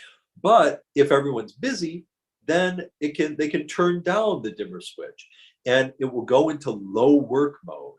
It might also have lower productivity, but it's also going to require a lot less work. So one of the main characteristics of really great traditional forest gardens is that they have this dimmer switch built in. And that is one of the real great values to them because they provide us with a lot of options, right? So rather than having a food forest where you're like, I want to have the most productive food forest ever, it's better to have a food forest that is super practical and that can be productive if we want it to be, but we can also take a vacation from it and it can go into low productivity mode, right? So that's one of the biggest things. Bye, Belita. Great. Glad you joined us. Layers. So, while we're there, before we move on, does anyone have questions or comments about any of these issues or defining characteristics? We'll talk about them more in a bit, but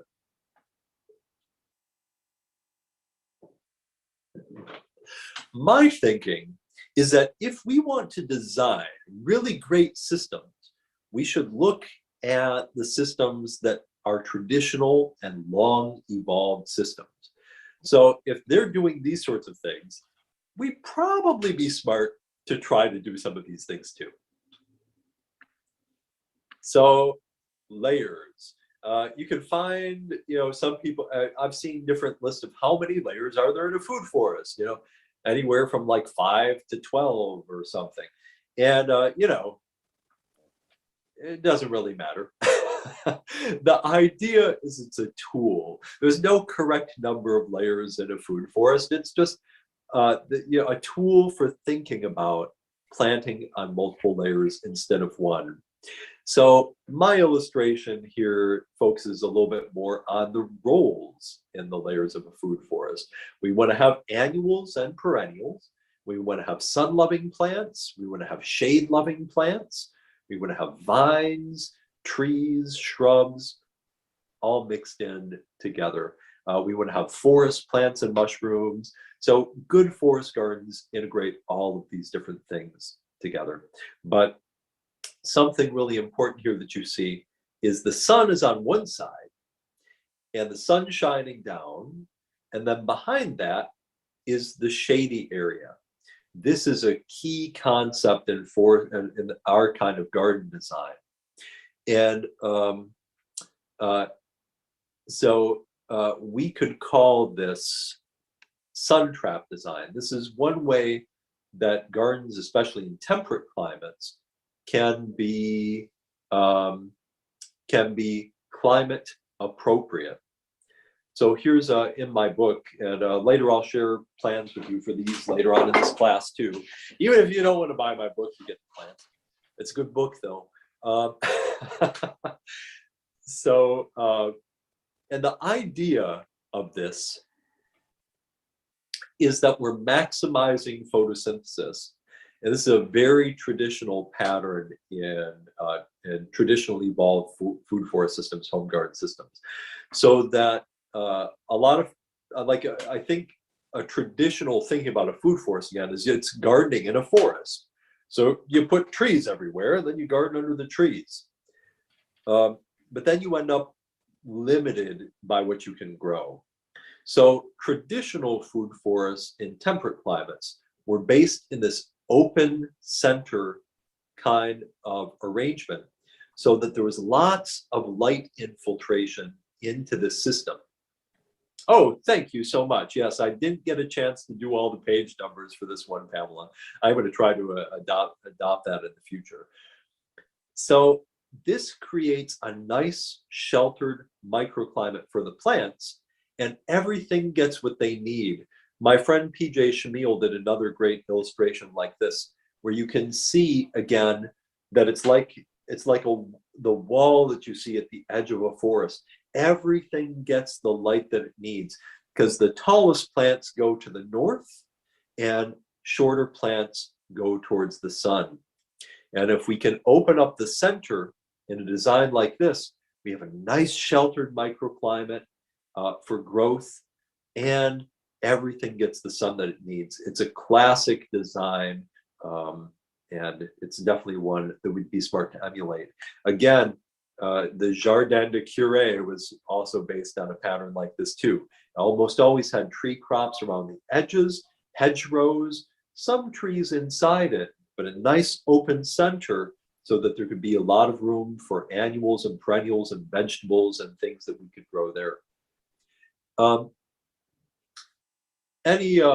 Any thoughts, comments, questions about this concept? When you move into the tropics, we don't need this. Then we might need shade from the sun because the sun could kill everything. So we might even do something that's almost the opposite of a sun trap. This is why when researchers defined it, they didn't say sun trap design is the definition of food forest, because in the tropics it isn't. So what they say is it's climate appropriate. If you need an overstory, you have an overstory. If you need the openness in a sun trap, then you have the openness in a sun trap. By the way, for standard, there's a number on this. if your tallest trees are standard trees around the side, so if you have like tall standard trees, you need 2 acres of open in order to get 8 hours of sun to grow vegetables in the center, right? If you're using shorter trees, or the tall trees are only to the north, then you don't need that 2-acre opening. So that's another reason the sun trap design is great. And of course, it's the design that you were looking at here. Lily House is designed around that. On a tiny lot, you can still use the house for shelter, and you can still use, yeah, and that's fine.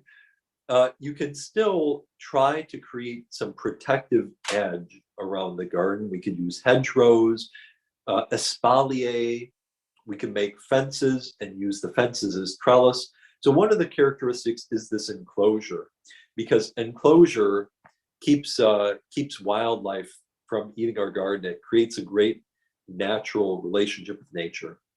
You know, Cassie, you could use whatever resources you have, but one thing you can do is put trees and tall things to the north and shorter things to the south, and use whatever kind of you know, structures you can to provide shelter as well.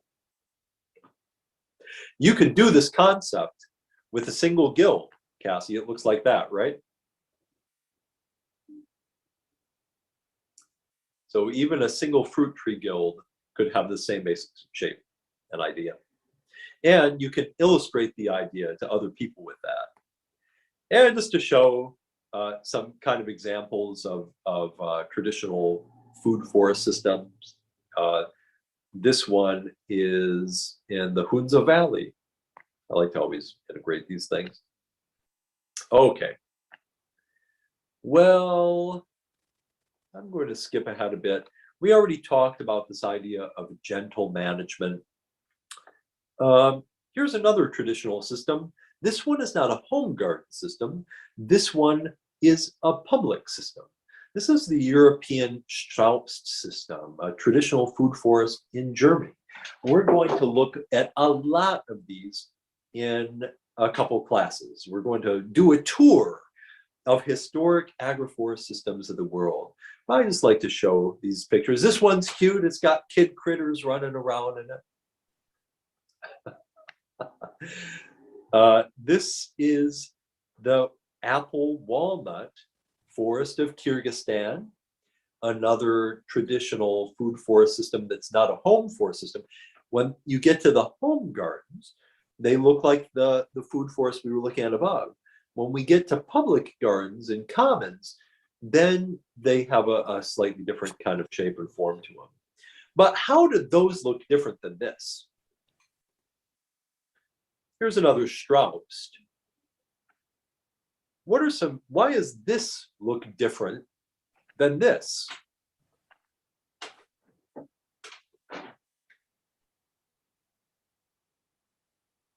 Can you show both of the pictures again? This one or this one? This one or this one? The main thing I see is just the rows. Yeah. So the term that scientists use is homogeneous textures for rows versus heterogeneous textures. Yeah, and it's polyculture versus monoculture, Zach, definitely that also. But we could also say that these traditional agroforestry or food forest systems use heterogeneous textures, or a way we could just say it is, yeah, and people use, definitely. There's room in this picture for humans. In the other picture, there's just room for a tractor and a farmer. This, what did I say in here? On how did I put it in here? I put it better. I have to go backwards. So the unscientific way of putting it is just non-even spacings. You know, I don't think people who are taking our home garden class need to know the term heterogeneous texture, but that's what scientists say is homogeneous textures versus heterogeneous textures, if you want to know those terms. So this is a homogeneous texture, even spacings in rows. This is a heterogeneous texture. You know what? It turns out people who made this kind of garden weren't just being lazy. These kinds of gardens probably evolved this form for a reason. Researchers have studied this, and these uneven spacings and slightly wild different textures and intermixing are great for biodiversity, because there's all different niches, different places for birds and critters to hang out. And that means they have lower pest and disease problems. This is one of the reasons why forests that are planted in rows can be very prone to diseases of the trees. And forests that are planted with heterogeneous textures are much more resilient to disease. So this is something we can use in our gardens as well. And even at a place like Lily House, I wanted to have a very formal looking front yard. The tree spacings are actually, they're different kinds of trees. There's polyculture, there's hedgerows by it. So it's really very much a heterogeneous sort of texture too. It's really interesting to me to know now that we have research that shows this garden that we're looking at will have fewer pest and disease issues than this one. Okay, so those are, now the rest of this over here, I am just going to kind of go through and take a look. I always include these in case people want to just look at some extra gardens. This is sets of different food forests, some of mine, some of my guilds. And I always like to point out this one. What's this?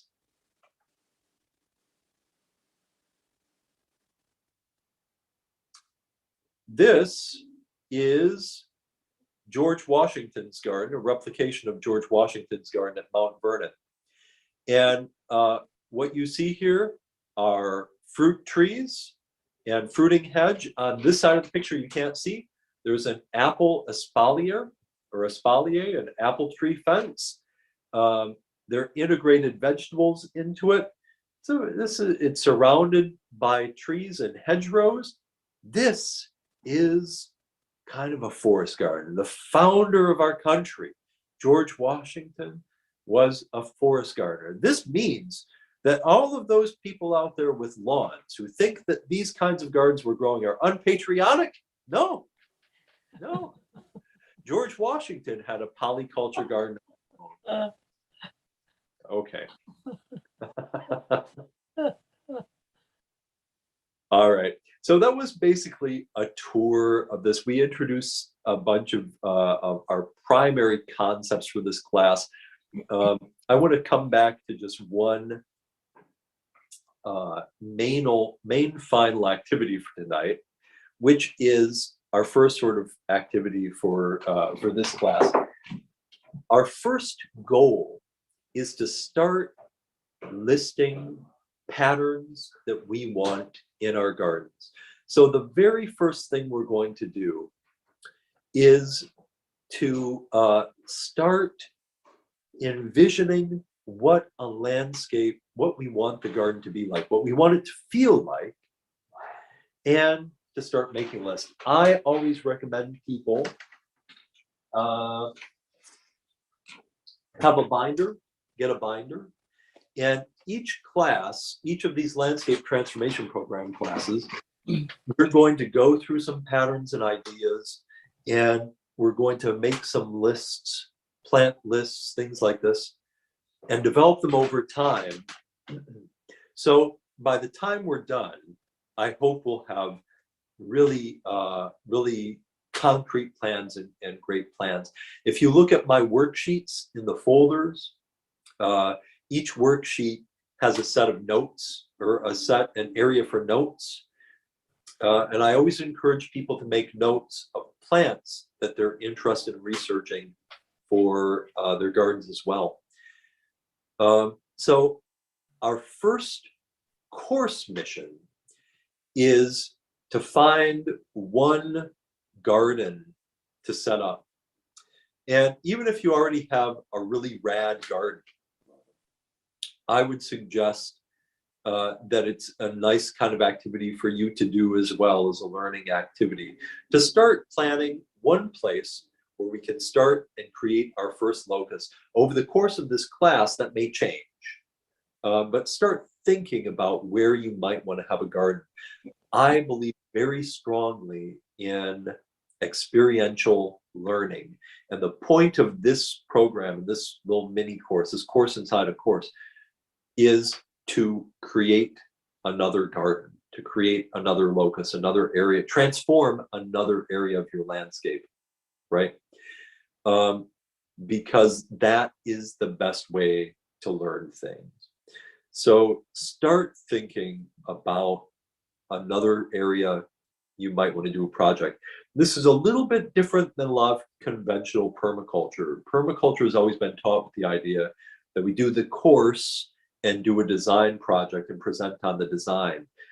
I would also like you to consider over the next year creating a garden too. Now, you still get your certificate if you just do your design presentation for me.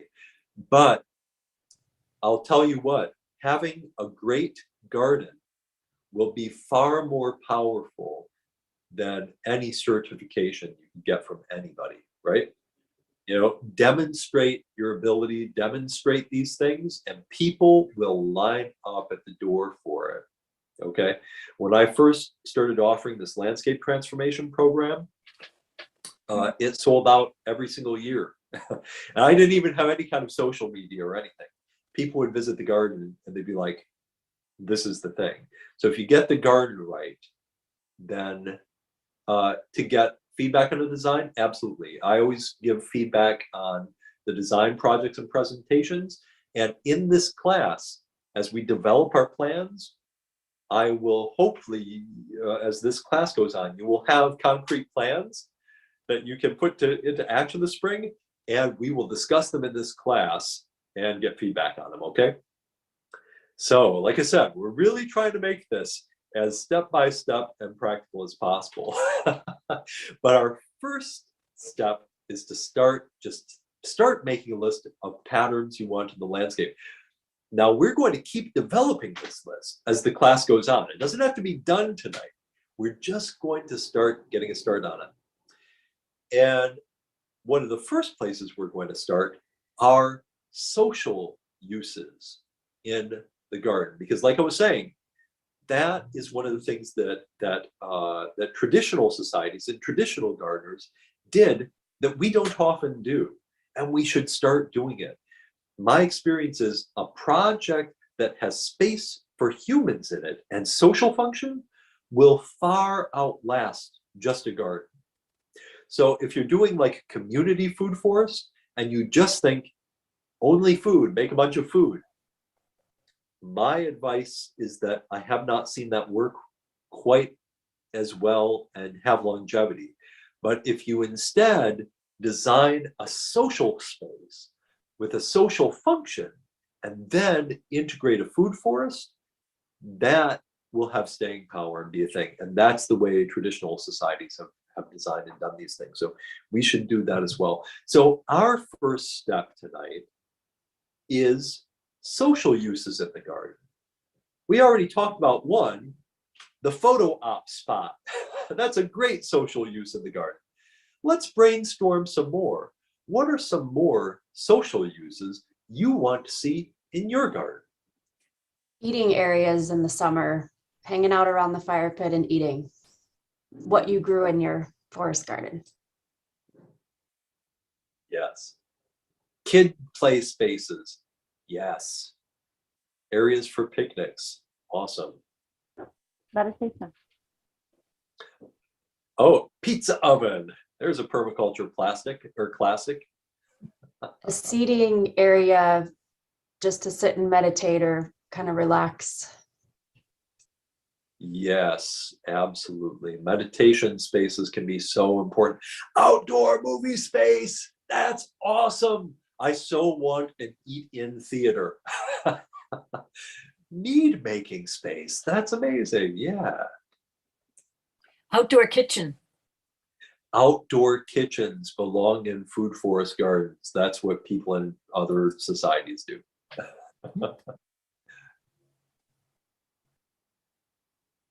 Other suggestions? I know that there are a lot of people who are in my friends group, especially younger guys, love frisbee golf, and I'm just thinking, we could do edible frisbee golf. You'd have to be a little bit careful about it, but anything that could be like that could have integrated great food forests around them. Oh yeah, great. I'd be really interested in, I'm very interested in businesses that do like agritourism and weddings and things like that. Food forest weddings. Oh, mazes are great ideas.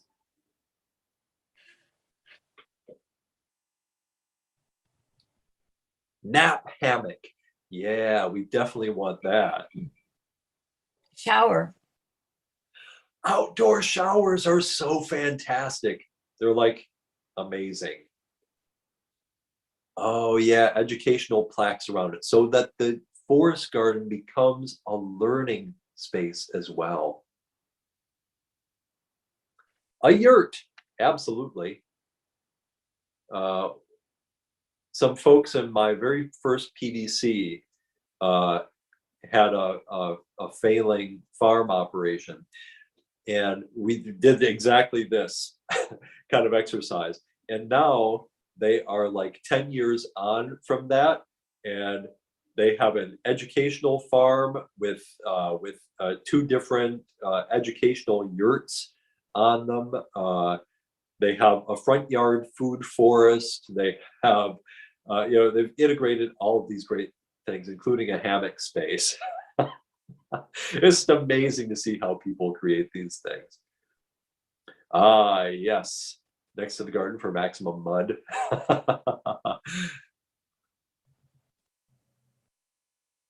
Oh, community, well, that would be different things. So you don't necessarily have to have all of these patterns in your garden.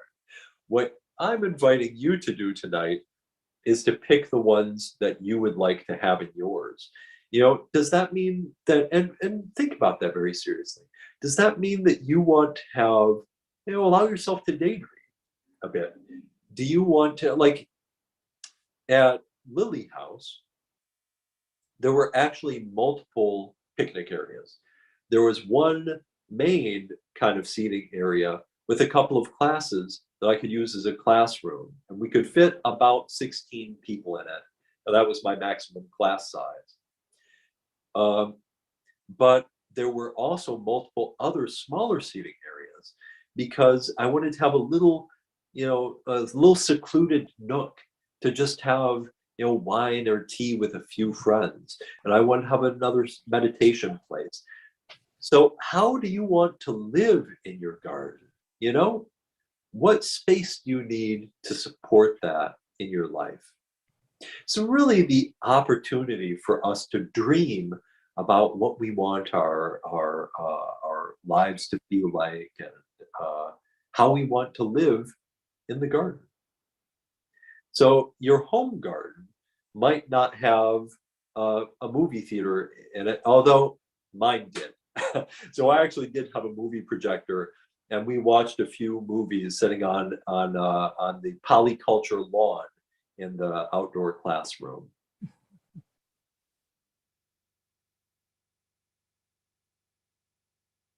Also, a little space, like a little nursery, a little plant nursery space. Although when you look at something like what they're doing at Edible Acres, that's a really good YouTube channel.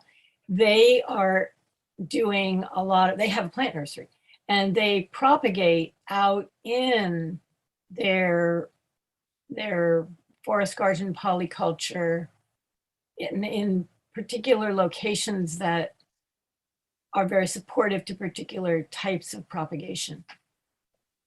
But to have that strategy. Yes, that's exactly how I did things too. I didn't have a centralized nursery. I had an integrated nursery that was integrated into the garden, and I did plant propagation the way nature does plant propagation. And that's really the best way to do plant propagation. I agree. Jimmy, yes, we will have a couple of classes on the indoor environment too. We have a class on a workshop where I will literally pay you to fight climate change. We've looked at the research and put together a set of home energy investments with the highest return on investment. And if you do them all, the average American household has, by the way, done none of them and could save as much as $1,000 to a few $1,000s a year by doing these things, and they all fight climate change. We'll get into other things about the natural home environment and everything too. We will have a whole session on plant propagation. I promise you we'll get into that a lot. In fact, in my book, I think there's a section on what is that divides up plants by the best type of plant propagation. So some plants, it's better to do cutting. Some you have to do root cutting. Some it's best from seed. And I actually have a chart for you later that will help you break all those down. And absolutely, my approach to plant propagation is all of the above. Use the best type of propagation that will be easiest for each plant. So when I say I use the garden for plant propagation, I can give you a couple examples. So some plants self-disperse very easily by seed. I make sure to disturb a little area around them for when they're going to create seed, and I let them self-sow. And then I come up and I transplant seedlings for those plants. They're really valuable plants to me. Another way is by layer tipping, or ground layering. So a lot of plants like gumi berries or elderberries or any of the currants or gooseberries, you can lay down a branch and you got to rub. We'll talk about this later, but I'm just going to get into it now to give you an example. And you scratch the bottom and put that in the soil and then put compost or mulch over it so it stays nice and wet. And then you come back in a few months and it'll have taken root and you have a new plant. So I love very easy ways of propagation. So I'll do that, and one plant, one bush can still be a productive bush, and I can propagate maybe 10 plants off it in a season. Hazels are what to do that with. I have a question about that technique. So you scratch, so you lay a little branch down, and then the part that meets the soil is where you scratch it? Because you said you scratch the bottom. Yeah. Okay, Yes. so when you scratch, see, like I hate to hurt plants, and if people talk about that, and it's like, but if I'm cutting into it and it might rot. And so what layer is it that the roots are coming out of? How do you do that without hurting the plant, basically? In this case, what you want is to hurt the plant. You're hoping that the plant is going to be healthy and that the soil around it's healthy and all that too, and that the plant will take care of it itself. But you're using a branch that's small enough in diameter that you can bend it. So it's a young branch, it's adolescent, it's healthy. And what you're trying to do is hurt the plant, because what you want is the plant to send resources to that area to repair the wound. When it does that, it's going to send resources there, and it's going to decide to root some of those resources into the soil. So that's why you slightly abrase and you do the bark and the cambium, so you can scratch through. I just do it. If you scratch it all off and you scratch off all the cambium, all the bark. By the way, I will explain these words if you're not familiar with what I'm talking about. We're going to get into these. I know what you're talking about, but I want to do this. Yeah. So, okay, so you don't cut all the way through. If you cut it all off, then there will be no nutrients there. So you just want to make a mess of it a little bit and scratch it up just a little bit. We're not taking a knife and scraping it all off or anything. I see. Just So if the knife goes all the way through to what's sort of traditionally called the wood, you know, the kind of the light brown part in the middle that is the structure. If you scratch yes, all the way down to that, is that bad? yeah, you can do that. It's not bad. A little bit. You can do it a little bit.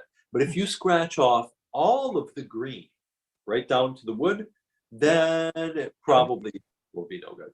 So So about how many inches, about how many inches of area, how long? Like would that be like about an inch of that little stem or 2 inches uh, or half an inch or it it's depends probably. funnier. No, it's this is a great kind of thing. Like if we were in the garden, there's a time in the season What's where that? I demonstrate these things in the garden the way at the time when I would do them, which is why this program meeting on a monthly basis is really fantastic. If you do this with people, this is the kind of thing you can demonstrate in the garden. I'll have some other ways to show you and demonstrate. I'll actually do some demonstrations even at this class. Oh, good.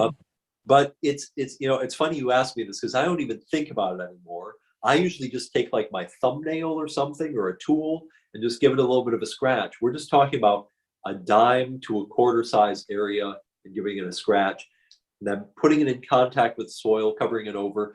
If you want to and you can't bend it down, you can look up a technique called air layering, where we do exactly the same thing, but we take a branch in the air and we wrap it with some gauze or a rag and put compost in there. We do it in the air instead of on the ground. But I don't like that because I'm lazy. And then you have to keep that air layer wet. You have to keep it moist. If it dries out, it won't root. If you do it on the ground and you cover that over with some mulch, you're done. Come back in a few months and those suckers will be rooted. Okay, so you just scratch it with your thumbnail. It's just a like you're saying, just a little scratch. Because Yeah. I tried this and failed, and I'm in love with Gumi. So, okay, fantastic, thank you. What season for Gumi? Huh.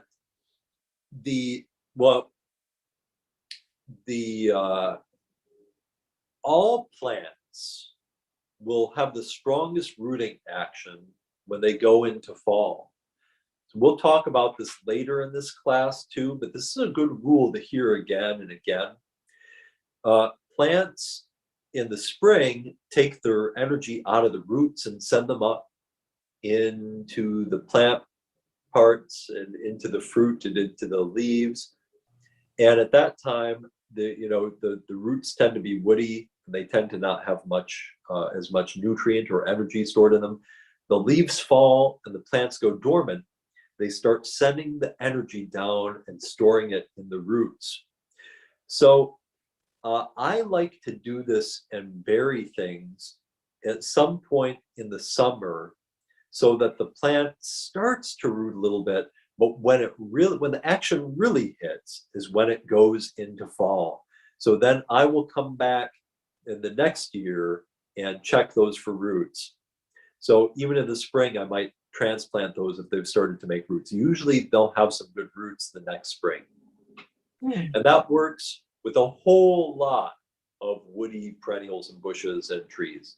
It's a great technique to know. We'll talk about it more in a future class, but I'm glad we get to talk about some concrete gardening things in this class too. I want to let things get too detailed early on. I like to build things as we go, but thank you for the question. Okay, thanks. Let's get back. I liked the list and the brainstorming that we had already on let me close this, on social uses in the garden. And that's a great place to start. Any other, we just had another business use could be a thing too. Having plant propagation areas like we were just talking about, that can be a really great thing to put on your list. So our first job is just to brainstorm, make a list of all the uses we want in the garden, okay? Look at what your goals are. Do you want to be able to make a business out of the garden? Put that on there, be detailed about it. What kind of income would you like to get out? How much food would you like to grow in the garden? What kinds of food would you like to grow in the garden? We're making a big list of ideas and patterns and brainstorming. And as we go, we're going to keep growing this. And then we're going, then we're going to use that to design really great landscapes, okay? So this is giving you a look at where we're going in this class. But our very first step is this one. And hopefully when we come back in our next Wednesday session, we will talk more about this.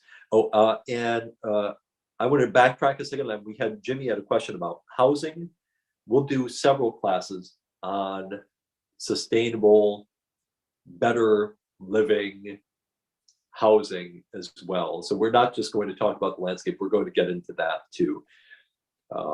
So will we be doing, will we be doing just alternatives to existing housing, or also retrofitting and all of that, or what?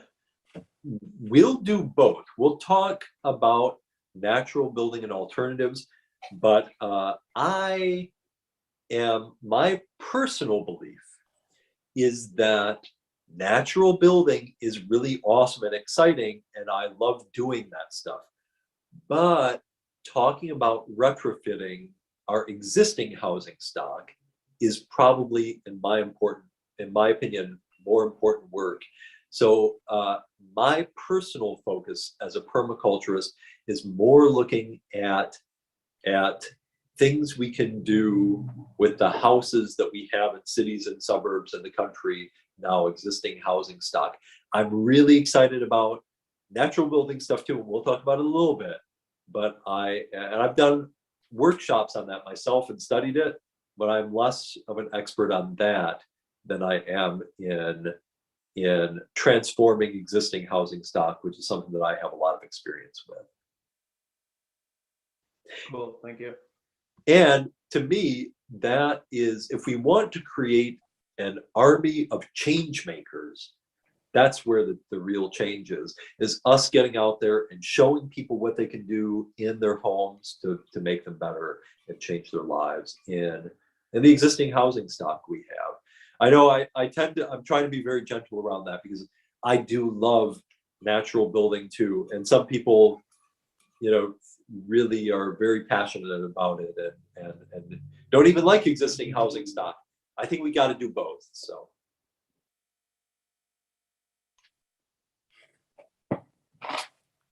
All right. Well, it's 8:41. I want to go back and show you in the folder a little bit. I'm looking for something in the folder. I know I just disappeared.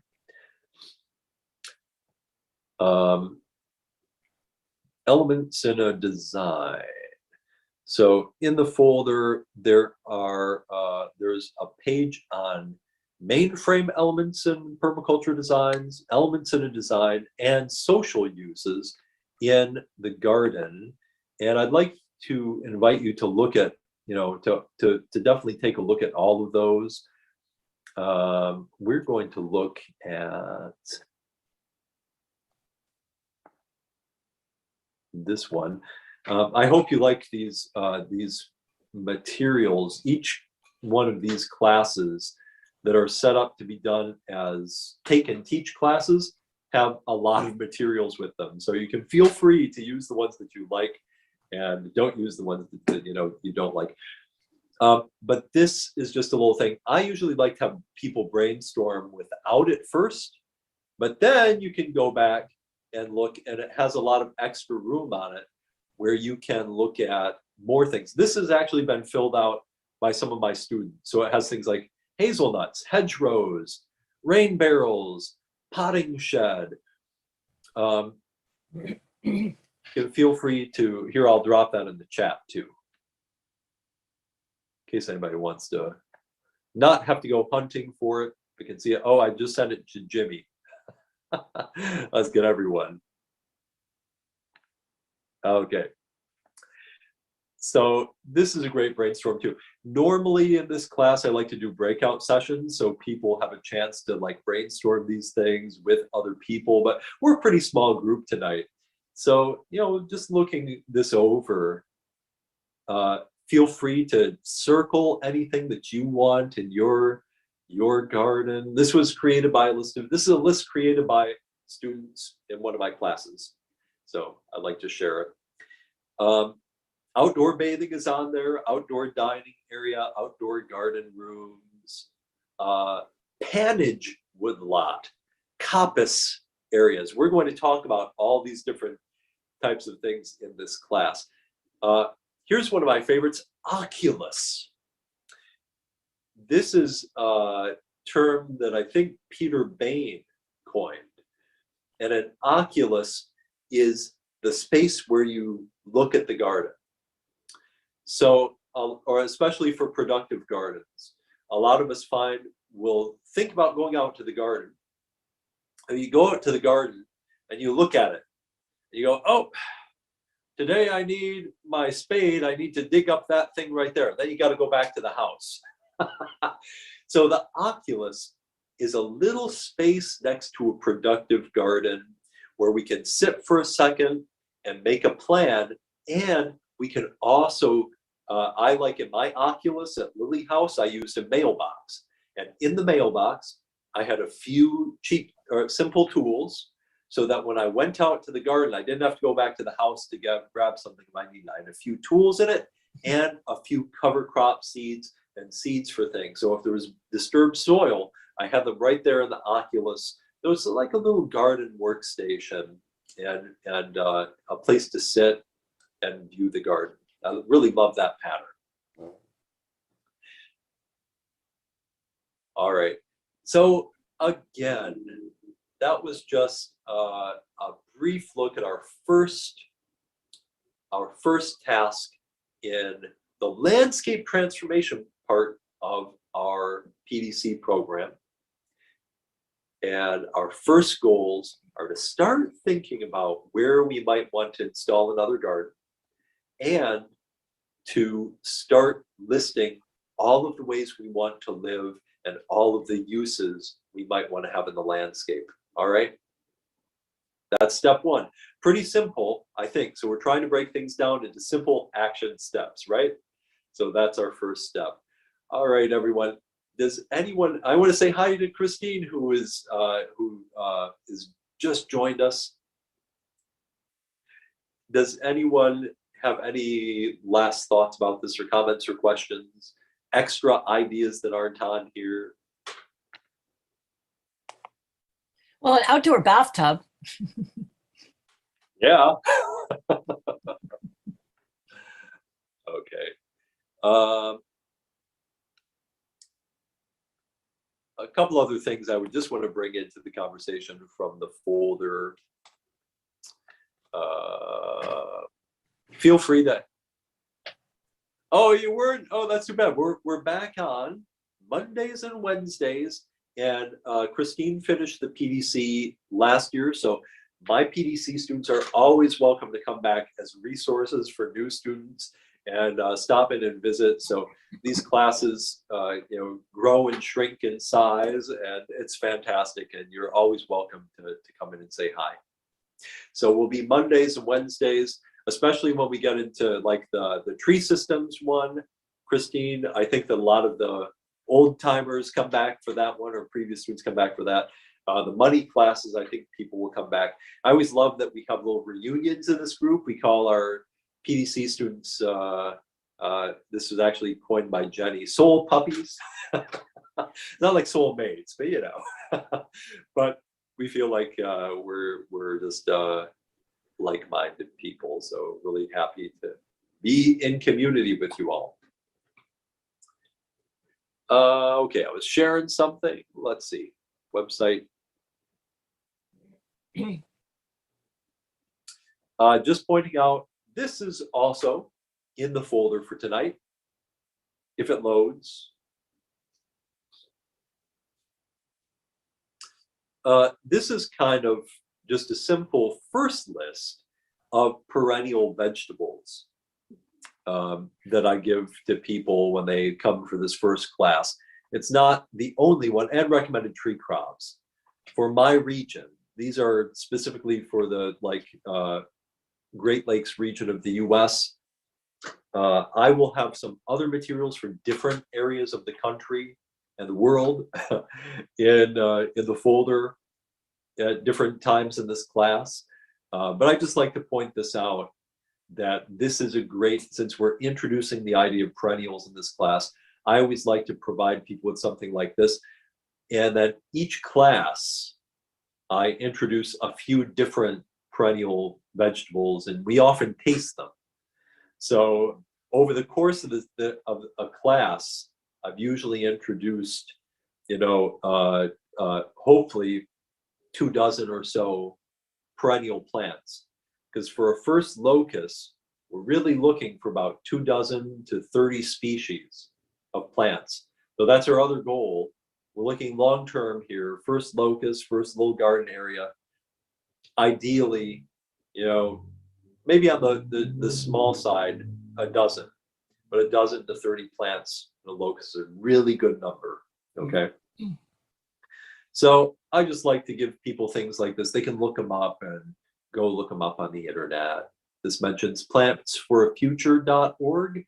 If you're not familiar with plantsforafuture.org, you should be. You can look up these plants there. All right, 8:50. Does anyone have any last thoughts, comments, questions? Well, one thing, I mean, I don't want to bring up something gruesome like the state of the world or something like that, but one of the things is that what we're doing here is a multifaceted, perfect cure for everything that's wrong with the world, because we're restoring oxygen. And there are people who say that one of the reasons why we are having the problem with our immune systems is that there's too much air pollution, there's not enough oxygen, and our diets are not good because we don't have enough leafy green vegetables. And I mean, it's like this is made to order for what we're going through right now. And another thing too, I just learned this thing that people who are very good at self-soothing have the best survival potential through crises. And I mean, for me, nothing's more soothing than a garden or just hanging out outside. And one of the reasons why we have so many diseases is because we don't have bare feet in contact with the electromagnetic, with all the goodies that we evolved going barefoot. And there are these things that come out of the ground that are antioxidants that are really good for you, good for your healing. I mean, and also you can see that people are responding. People are getting interested in gardening. That's one of the things that people did a lot during the very heavy duty lockdowns. So, and then to me, it's like, oh my God, there's a lesson in that the universe is watching out for us, that there is, like permaculture says that the problem is the solution. And then there's kind of like, oh, this is for the whole planet. Oh yeah, interesting. Yeah. So, but I don't want to get gruesome. Now think about what I said that's positive. Okay, don't self-soothe, everybody, self-soothe. Absolutely. It's great that we can do something that's great for our lives and great for the world. And thank you also for mentioning the idea of plants that could potentially get out of control. As I introduce plants, I always try to mention that none of the ones that we looked at today have that kind of a potential. I did mention Jerusalem artichokes a little bit. They're a native plant where I'm at. But absolutely, as I work with people, I absolutely help people make choices that are going to make their gardens easier. And if a plant could be problematic, I don't say necessarily don't do it. If it's so long as it's not going to become like a menace. But I will warn people, because it's just good gardening that if you garden with easier plants, you're gonna have an easier low maintenance garden. And I want people to have easy gardens. So I do tend to caution people about things that I think they could become problematic. And then some people, I know they will be energetic in the garden and work on it, and they're not going to let things get off control. And like comfrey. I love comfrey. It's a great plant, but seedling comfrey can become a real problem. But if you're doing an herb farm, then you might want to have a lot of comfrey, so it's not a problem. But if you're not doing an herb farm, then you want to get the sterile comfrey that doesn't produce seeds. So absolutely, that kind of wisdom is also something we want to point out. Now, I just wanted to bring up really quick here this discussion guide. This is the discussion guide for this class. So if you are someone who's been on this call because you want to take this class, kind of replicate this program with people, it's a great program that integrates in nursery stock and seed and food and great experiences with actually experiencing getting a garden done. And it's a great program to do with people. Then you're welcome to use my slideshow if you find it helpful. You can take a look back at this video, which will be in the folder, and get an idea of what the content is.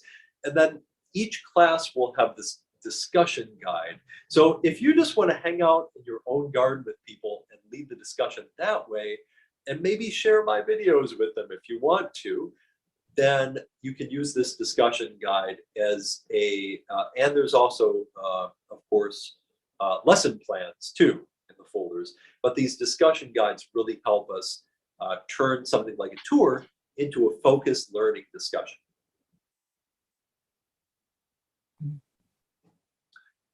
Oh, yep, Christina, thank you. We're done for tonight.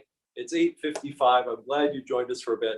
I hope next time we'll be having a little bit more of an open discussion, and that there will be more people on. But do join us and we'll have fun. Okay, 8:56. Any last thoughts or questions? Thank you, Pamela, for mentioning all of those ways that what we're doing has a powerful impact.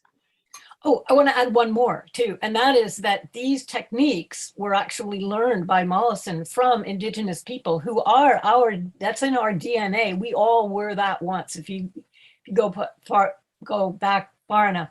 And one of the problems that's created the situation that we're in is the colonial destruction and exploitation of the indigenous people. So there's that layer too, where we are so part of the solution that it's like, oh my God. And there are people who see that. And when you can get people to see it, it's just like you watch the lights go on in their eyes, and it's like, oh wow, there's nothing like it. Yeah, okay, that's it. No more. But thank you. Yeah, and if anyone feels like they don't have the correct link that they need or anything like that, please feel free to, there's the one for today. Christina, I'm gonna private message you the whole folder that you have access to. Once you have access to these folders, the materials grow and improve every year. And I'm not the only one improving them now. Now other people are taking these materials and doing these programs and actually improving them and adding things to them. So we are co-creating what I think is a really great set of programs that can allow people to become community leaders on these things. So Christine, I'll send you that in the chat. I have just a practical question before we sign off. Where do we go to find the link to this meeting? Because I had to go back in the Facebook page like weeks and panic find it at the last minute. So is there a place that you just always a normal place to go and find the normal link to the meeting? Yeah.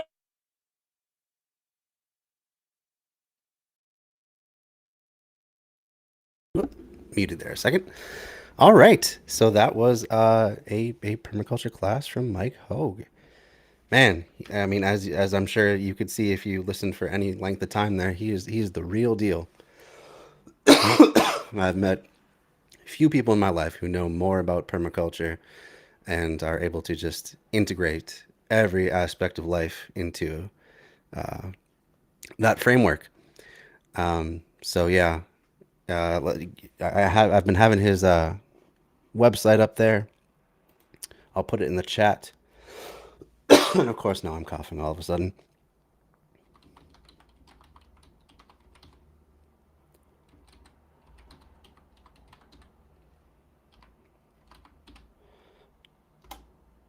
So there you go. That's the best place to check out his stuff. And he also has a very active Facebook community. Let me see if I can find the link to his Facebook community. Actually,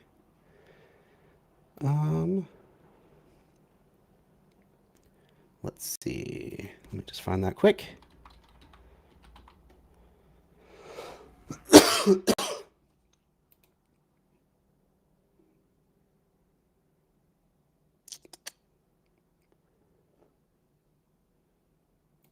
Okay, so it's called Permaculture in Action Transformative Adventures. A really cool group. I'll link that in the chat as well. So here goes with that one.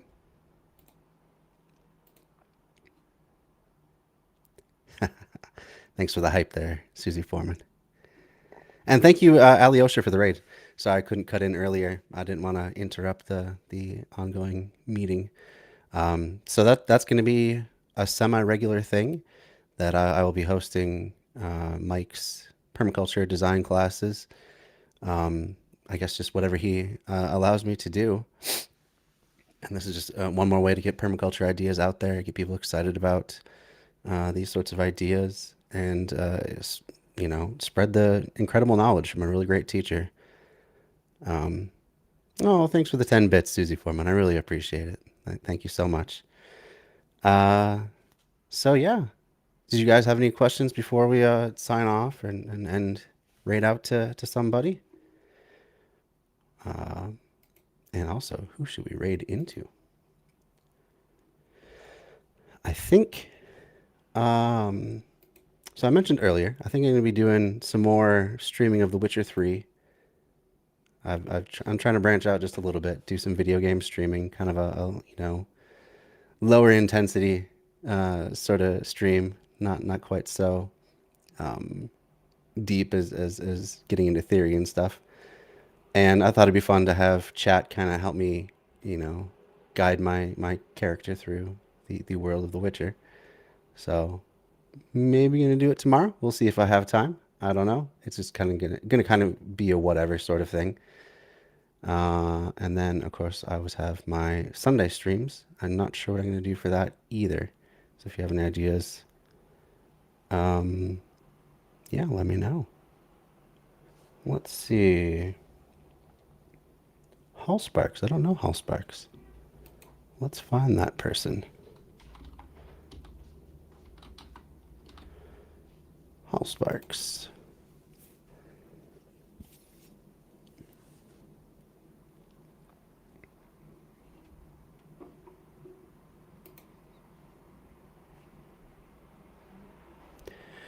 Let's see. Oh, talking about Trump. That sounds fun. Let's do that one. Thanks for the suggestion there. I think that was you, Sam. Oh no, Susie Foreman. Thank you for the suggestion. So if you're finding this from someplace other than Twitch and you want to find another cool Twitch streamer, go check out Hall Sparks. And we will start the raid pretty soon. Thank you all for joining me. I hope this was informative and fun too, and hope it gets you excited more about permaculture. Definitely something we like to talk about quite a lot. Oh, Hal Sparks. I read it all as one thing, Hal Sparks, but Hal Sparks, I guess, is the name. That makes more sense. Oh, thank you so much, Susie. Really appreciate it. All right, here we go. We will start the raid.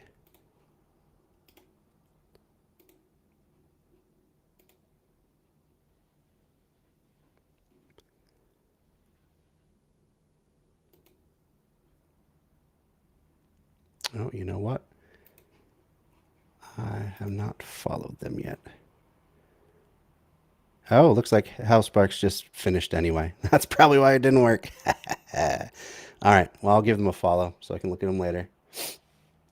Who else is on right now? Maybe someone with, you know, a few less viewers. I always like to support the up-and-coming streamers.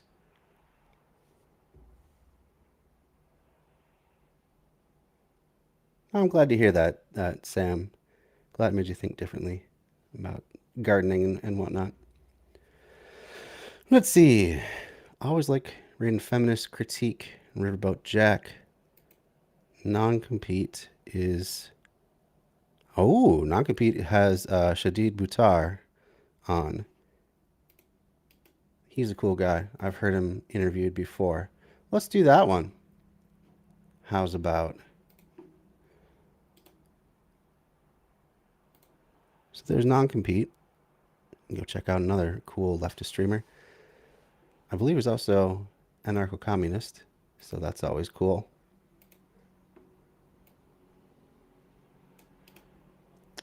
Let's try this raid thing once again.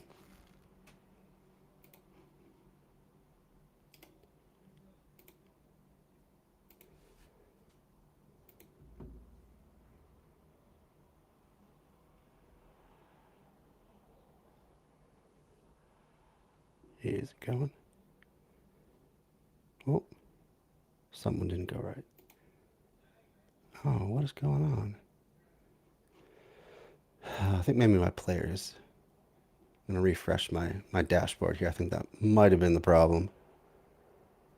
Try that raid a third time. Non-compete. Start raid. No. Huh. Well, having a lot of trouble finding someone to raid. You're welcome, Strin. Have a good night. Or Sam, have a good night as well. Hope things go well for you, health-wise and everything.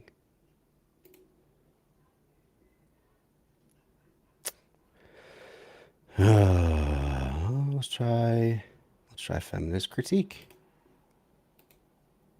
Maybe this one will work.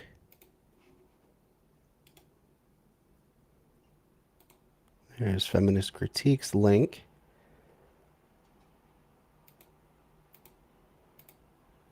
What are they doing? Gracie's solo stream. Okay. Always a fun time at feminist critique, though. Okay. Let's try just put it in the chat. Let's see if it works better that way. Wait, did my... What? Oh, it did work. Oh, that's so weird.